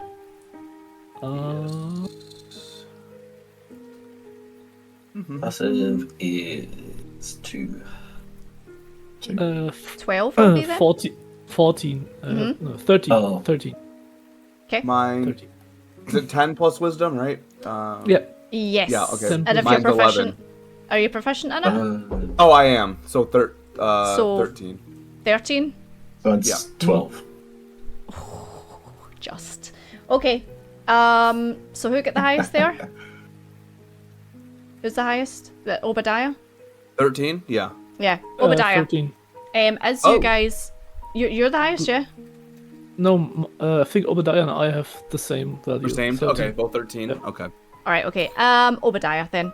Said your name first. Obadiah, as you are leaving the dark alley, you feel something just brush past you.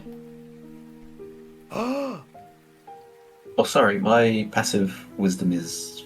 Sorry, wisdom. Passive perception. Perception, yeah, Yes. passive perception. So it'll be your your small number plus 10 plus if you're proficient in it. Yeah, it's also on the so it's character 50. sheet right below skills. Ah. It gives us the passive wisdom perception. Yeah. Oh, I've got hiccups. Let's see. You are. I can't see. 15? You're 15. Oh, 12. Sorry, no, it is 12. No, Okay. it's 12. 12, Yes. 12, 12. Oh, Obadiah. Was right the first time. Obadiah, you feel something brush past you. Something? Well, I look in that direction. What touched me? You don't see anything, but something definitely definitely touched you. Whereabouts did it touch me? You're kind of back, maybe trousers. Hey, who touched me? I'll call out. Couple of people that are standing beside you just kind of like look at you like, what? What? who you talking to? I see nothing, huh? But I felt it. Give me a perception check. Okay. Let's see. 17? 17? Yeah. Something's sticking out your back Nice. pocket. Oh shit! I got something in my back pocket. You know? Oh Touch shit! it. And what is it? Oh, would you know what this is? Martin. What do you do in your off days? What do you do in your downtime in Old London or London?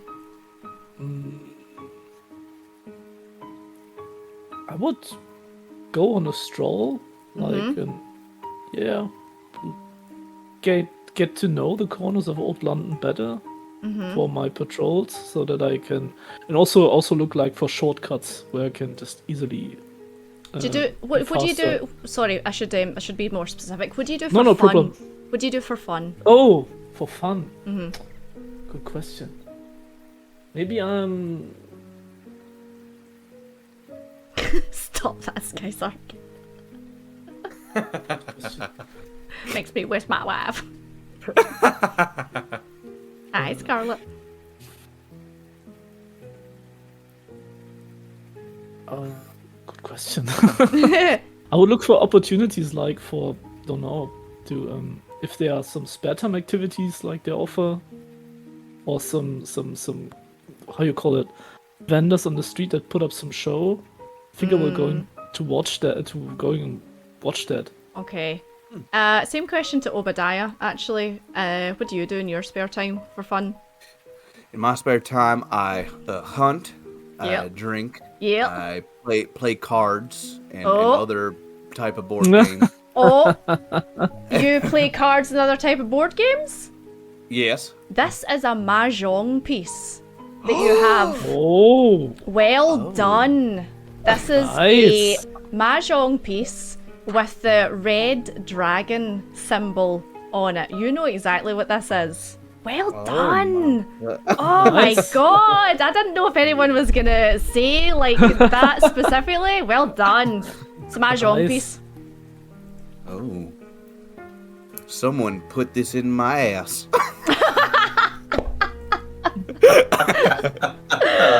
Oh, that must right be up in that there. that must be a very big mahjong piece if it sticks out and you saw it. Oh my God. god. I will inspect it more closely. Is there any? It's just the image of a red Yeah. dragon. So it's mahjong? it's Okay. just a Chinese symbol, and Okay. you can't read Chinese. However, Right, I cannot, having no. played card games, board games, mahjong, Yeah. you know the piece. It's the red dragon piece, and it's on this Okay. kind of like small, kind of like oak, and it's been like kind of lacquered, and then the red dragon has been carved into it, and it's painted red. Give it a sniff. No, wow. don't please. Oh, Actually, it's quite pretty. Well, actually, give it a sniff. I do, yeah. Yeah, it smells like perfume. Oh, a woman's scent. I miss my wife. I miss my wife yet again. Yeah, it smells kind of like a sweet almond and lavender kind of smell Oh to my it. god, lavender is my favorite scent. Plot twist, it's not a woman, it's a man. It's a man. A man shoving mahjong pieces up Obadiah's ass.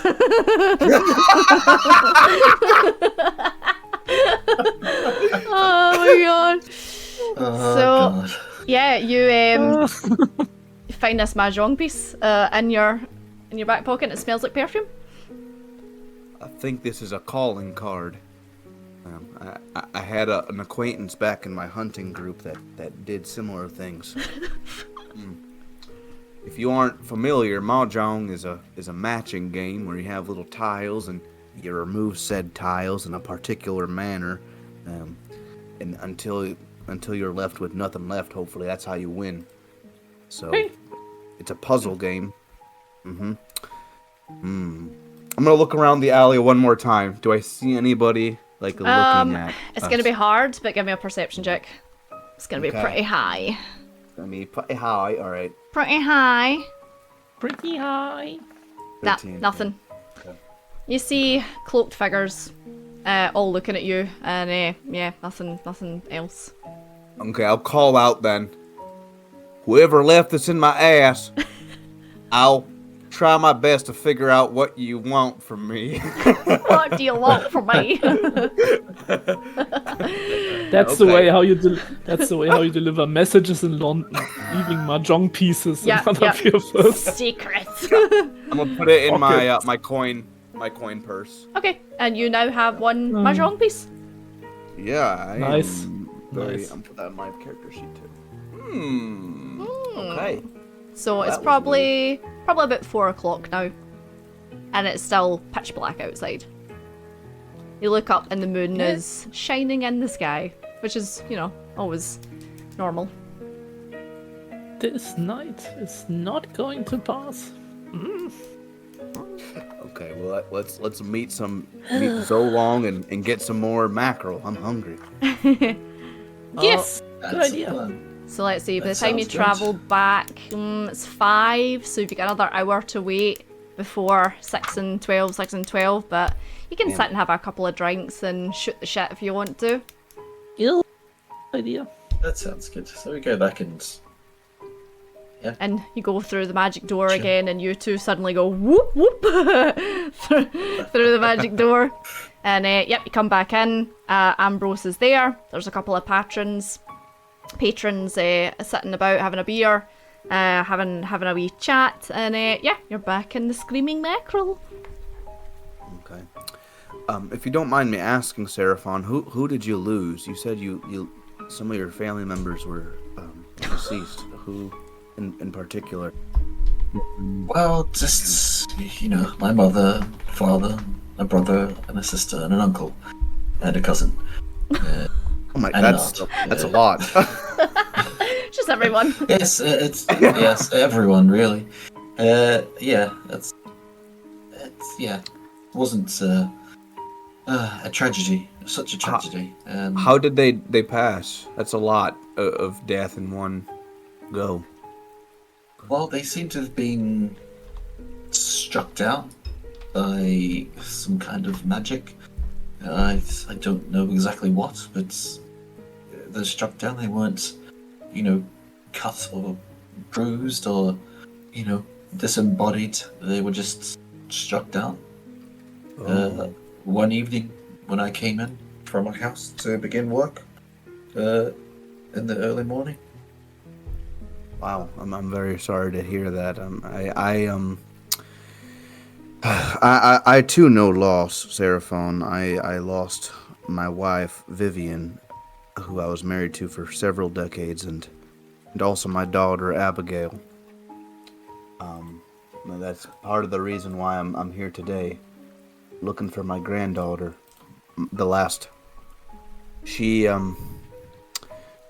Vivian and Abigail were ripped apart by some kind of beast, but I don't have closure on that. But Interestingly enough, my granddaughter was a survivor. She survived the attack unscathed, and she's here in London, and I need to find her. That's I'm sorry to hear that with your family. My condolences. yeah. I'm sorry you lost your job. Yeah, it's not the same. It's not the same. Yeah. We all know loss. We all know loss. We do know lots of different levels, yes.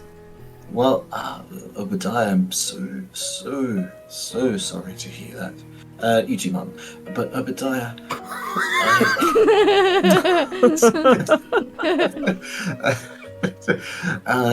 you know, as we pray and we think during this, you know, I hope we can guide your steps through the darkest night, and with comforting and gentle light, and we grant you strength, and we grant your missing loved family, grant them peace, and as the darkness falls around us, even though it's uncommon, we can find solace in that, and may our worries cease, and we will find your missing daughter, niece, sorry.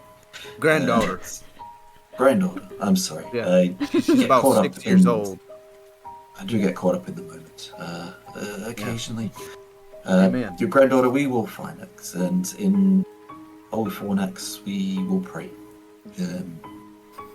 And let's hope we see the dawn soon, and we can light their way back to you. Okay. Thank you for your kind words. Thank you too, Martin. It's okay. I've had about 2-3 months to process this, and it still hurts, and I miss my wife a lot. And anytime I get a smack on the ass or see a nice woman, I miss her a lot.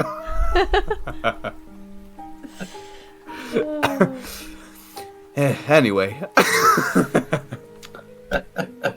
So, sitting for maybe like an hour, chatting away, comes to 6 o'clock, and Ambrose comes over to you, and he's like, "Anything, lads? Food?"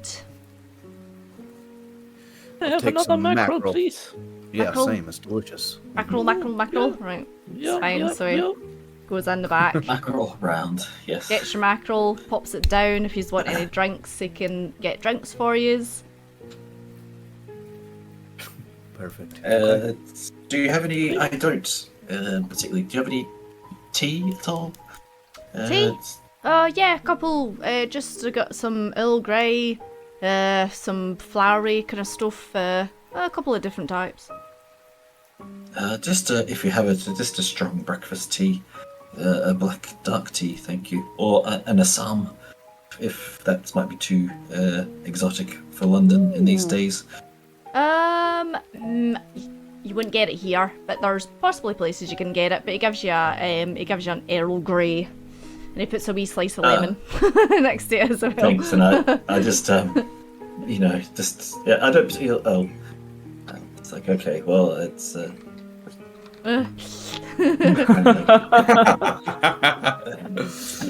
Thank you.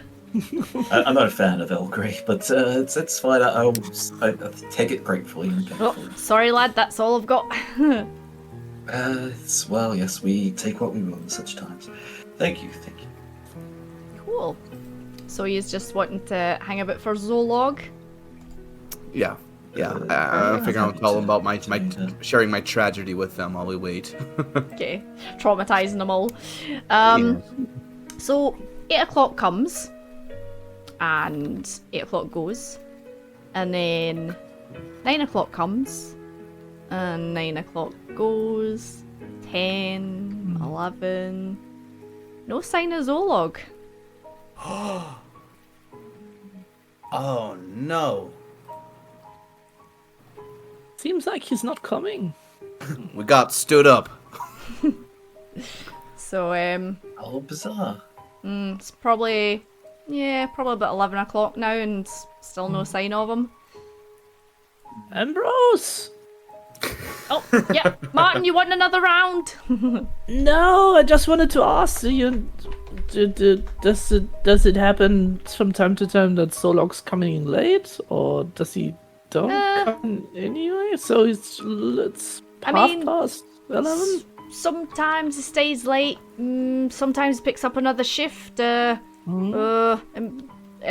might be in the wee hours of the morning. You could maybe catch him like first thing. Sorry, I don't know. No problem. Do you know where this mine is? Where he's working? Oh, well, it's through the woods. Don't know if you want to go there, especially at night time. Well, isn't it always night, or... That's one thing. Yeah, there's night and then there's night. Oh, night's what I say before bed. Yeah, but I mean, Martin, you know the woods. Yes. Actually, Martin, give me a history check. Give me a wee history roll. See how much you know about the forbidden woods, the dark, mysterious Coming right woods. up. Yeah. History. Halalala, does that help?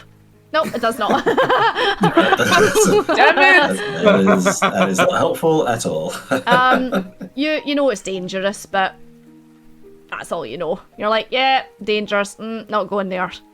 It's probably why the likes of Zolog take jobs in the mine, because he's like a big burly orc or half orc. So yeah. But do you know what, guys? If the Solok guy is not coming, maybe we have time to check the harbor for this missing goods. That's a great idea. Martin is That sounds good.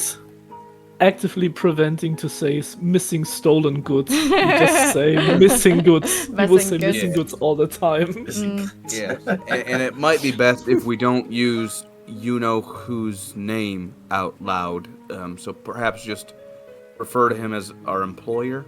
All right, good idea. Right. Very well, yes. Yeah. So- just to be on the safe side. With the time it is now, probably about like 11:30, 12. Sure you want to go out at night? I think But a little. It's not getting any darker, is it? Well, I can tell you, gentlemen, as long as you're with me, I will guiding you through the night. I think it wouldn't hurt just to visit, do a quick lap like around a scout. Yeah, a little scout around the docks, and perhaps maybe rummage a little bit through some of the debris. Okay. But maybe not go through. Maybe wait until early morning for Zolog. But at least I agree with Martin. We can at least take a gander at the docks, see if there's any leads about this. Ambrose, if this Solok guy is showing up, can you tell him that we are looking for him? At least so that he knows. Yeah, no bother. Martin, just remember, the door gets locked in half an hour. You won't be able to get back in. Oh, okay. So He then locks the door at 12 o'clock because of the area that the Screaming Mackerel's in. Oh, damn it, that's true. Yeah, he's right. Damn, we won't be able to finish that in time, so we might just have to wait. Seems like Should we we have to just sleep. rest then and... Well, yes. Yeah. Maybe we can rest and wait if Zolog turns up Yeah. at some point. Otherwise, we just sleep and try again in the morning. Yeah. Ambrose, what would it take for you to make an exception for 3 strangers two strangers and a friend? Maybe let us in a little bit later. Make a persuasion check with a high DC. Well, I slowly let a gold coin slide to Ambrose. oh. 0. Martin, he slides your gold coin back across to you. And then Damn it. turns round and gets the keys to your rooms and pans them over and goes, Good try, boys. Nice try. Okay. Oh, that's the lowest roll of the night. Oh, that's so funny. Oh my god, brilliant. Absolutely brilliant. Oh man. Well, before I turn in, Ambrose, don't be alarmed, but I'm just gonna show you something, and if it has any meaning to you, let me know. And Oh, okay. Yep, of now course. whip out my tiny mahjong piece. I don't know if he's gonna know, so I'm gonna roll for it. Yeah, just curious. Yeah. Obadiah does not have high hopes for Oh, this. that's a 17. Ooh. Yeah, so it wow. goes, oh, do you play mahjong? Yes, I do, even though I'm kind of stupid. All right. So, sorry, is that your mahjong piece? What was it you were asking? Yeah, I just don't know if you knew anything about this particular piece, or if it triggers anything in your mind. I mean, I've played mahjong, like once, maybe a couple of years ago. One of my friends, quite well off kind of guy, took me to a fancy place up in, the place London. Oh, what was the place called again? I'm gonna roll to see if he remembers the name of it. Oh, okay. Oh, it just remembers the name of it. I put the DC to 12. I put the DC to 12 and I rolled a 12. So meets it. It's like, can't remember that it's got like a name, but it's got another name. I think the English name is the Red Dragon, but it's got like another name. I think it's oh god, I'm gonna butcher this. Akaryu. Akaryu. Akaryu. Yeah. Aku. Okay. Yeah, Aku. But yeah, I played mahjong there once. Nice place. Nice Okay, so the red, nice ladies the Red there. Dragon's oh, Cool. it's that type of establishment, a brothel. I don't know. Just nice ladies. Oh, okay. But is it like a bar or a game place, a gambling Oh, we den? just went and played some mahjong. But yeah, nice place. Okay, the Red Dragon, and that's gonna be in Greater London. Greater London, yep. Yeah. Okay. But yeah, well, thank you so much. couldn't afford to get back in there myself. It's quite nice, uptown. Oh, yeah. There's a reason we're all down here in Old London. You know what I mean? Yeah. I mean, it's nice down here sometimes as well. Oh yeah, no ill regard towards this establishment. You got a fancy door and good mackerel, and hopefully a cozy bed for the night. But yeah, I hope that helps. Oh, that helps. If you wanna go play some mahjong, but it's gonna cost you a bit to get in there. Right. We're talking like a gold, 2 gold. 10 more like. Oh, damn it. Okay. That's fine. Well, thank you, Ambrose. And well, I'll turn to I'll turn to Martin and Seraphon. Well, I'm guessing we have separate rooms, but Martin, did you buy a room? Oh yeah. What are you doing? I think I will slide the gold coin back into to Ambrose and say I need a room. I mean, it's only a copper a night, so that's like what 100 nights or something. Days? Yeah, it's 100 Yeah, days. because I don't know how long I'm gonna stay. So Oh, yeah, so are you just giving him keep the it. gold? Okay, that's fine. Yeah, just keep it. Perfect. Yeah, I'll because tell you would have Martin. stayed like in the guard like rooms and stuff like that. So Yep. actually, do you have anything you need to go pick up? Let me think. I don't think so. No. No, you okay? No, I got everything I need with me. Cool. Okay, that's fine. Right, so you've got 100 days booked. But yeah, he hands over your keys to you, and there's separate rooms up the stairs. Seraphon, your feet will probably dangle maybe like that much over the edge. Obadiah, maybe your your toes pop out the bottom of the sheets when you pull it up. But Martin, it's perfect size for you. You've actually got room to roll around. You've actually got space. Cozy. Cozy wozy, yeah. So are you all going upstairs? Yeah, I'll share with them where I'm staying at, like my room, and I'll try and keep track of their rooms too, just in case. So there's maybe Wow. say there's 6 rooms up the stairs. It's in a kind of like a wee circular kind of arrangement. So you've got the 3 and then the 3. And it seems as if all your rooms are kind of like on the one side. So yeah, these are next door to each other. Well, that's cute. All right. nice. Well, night. Good night. Are you doing anything before you turn in, or are you just going to sleep? Yes. Obadiah will just quickly journal down his notes for the day in his notebook, and yeah, that's basically it. And he just he reflects. This is a very long day. Hopefully, doing these tasks with the people will give me an edge to find Reginald in the future. And I go to sleep. Go to sleep. Everyone going to sleep? Yes, going to sleep. I'll make a prayer to Fornax and settle down to sleep as best I can in a bed that's too small for me. I will Right. eat the rest of my bread and then I will fall asleep. Perfect. Okay, 2 seconds. I need to make a roll. Oh And no. then I'm A gonna roll in Then the I'm- night. and then I'm gonna pick someone. No. Don't do this. No. Okay, so Senor and Visceral, can you two mute Discord and mute Yep. stream so you can't hear Obadiah and I talking, please? No. One second. Let me just give me the thumbs up once you've done it. Oh shit. Okay. Hold on. Don't leave Muting. me, guys. Muting stream tab. Thank you.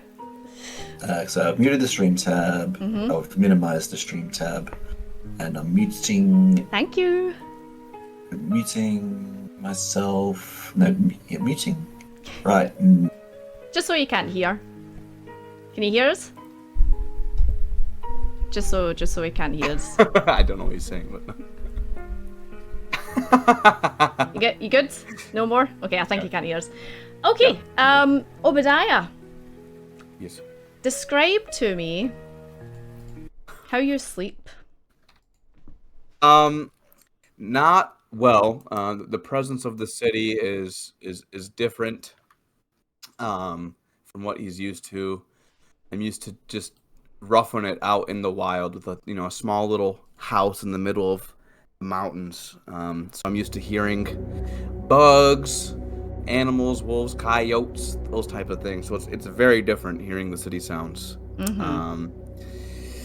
And yeah, I mean, it's a completely new country. I'm alone, isolated. I set foot in a whole new area, so it's quite stressful. So when you do sleep, do you dream?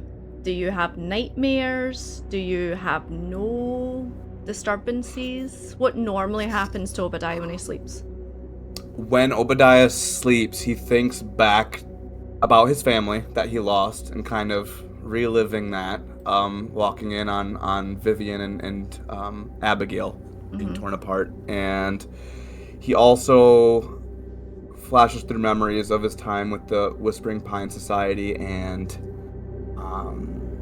some of the monsters he's encountered back in Appalachia. Okay, And kind so of reliving those small adventures he had.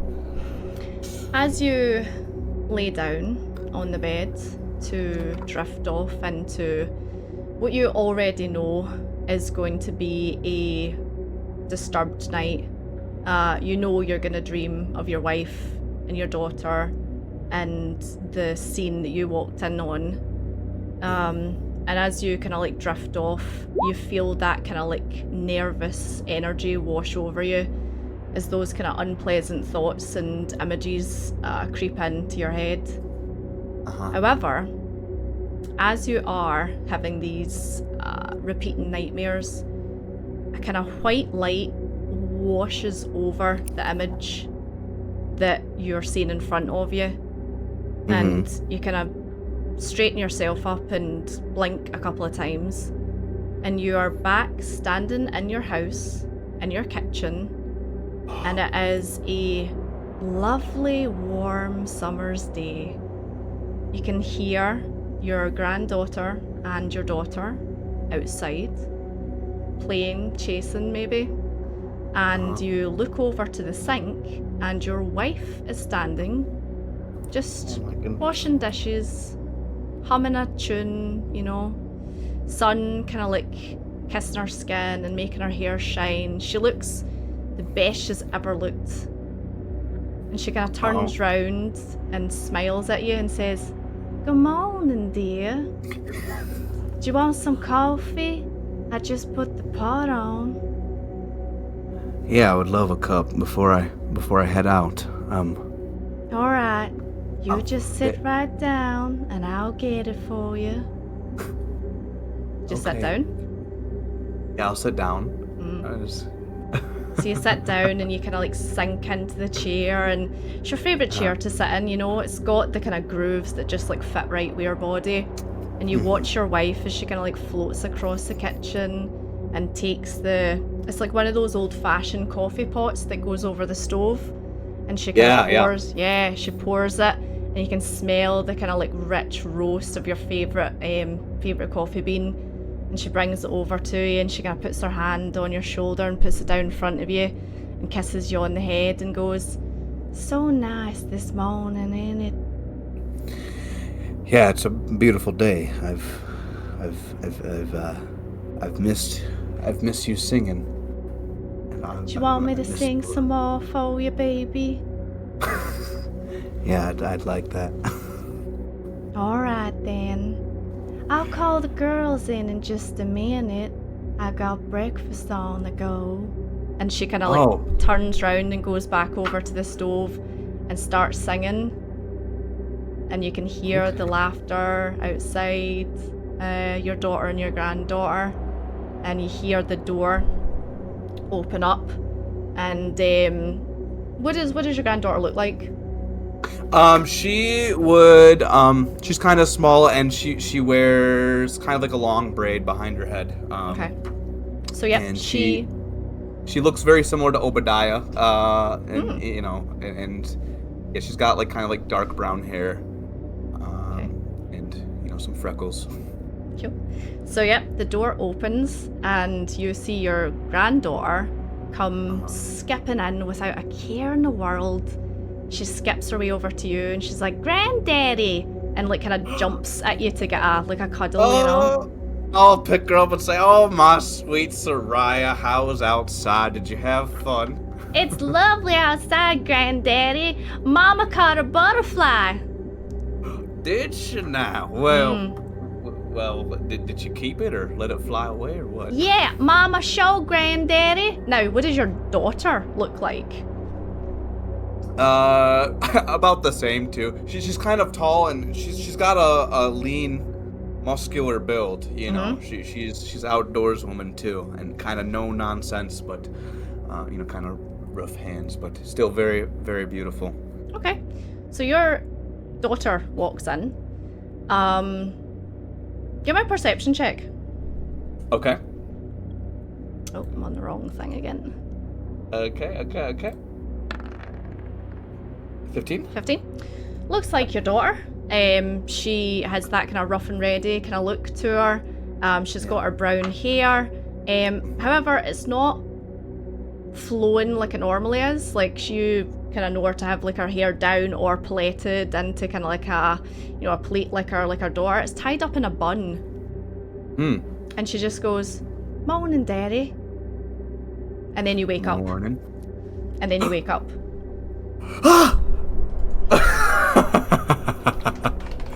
Okay. Is it nighttime when I wake up? Yep. It is nighttime. Oh, okay. Yeah, I guess it's always So night. it's daytime, but it's also that the sun Right. doesn't. Yeah, so hold on, I'll say the guys. Okay. Hello, you back? I'm back. Senor, you back? There's. No, it's not. Senor? Okay, Hold on, I'll that's- see. That's Senor. Come back! See if he comes back in. Tears So- well up in my eyes, and I'm just kind of like, damn. grateful but sad. You know what I'm saying? Bittersweet. And Visceral, Seraphon wakes up and bright and breezy. Had a good night's sleep. Ready to take on the day. I am. Feel blessed this day. Yeah. Martin, you back? You here? Yeah. Oh, perfect. Yep, you are the same. You wake up and you feel totally refreshed. You had a really good night's sleep despite having lost your job yesterday. And all points of stress are gone. Oh, great. Oh, nice. No points of stress. I was so stressed today. You had 2 points of stress. And we will wrap up there, ladies and gentlemen. Woo! Woo! Well done, hey, well done. 10 out of 10. So good. Woo!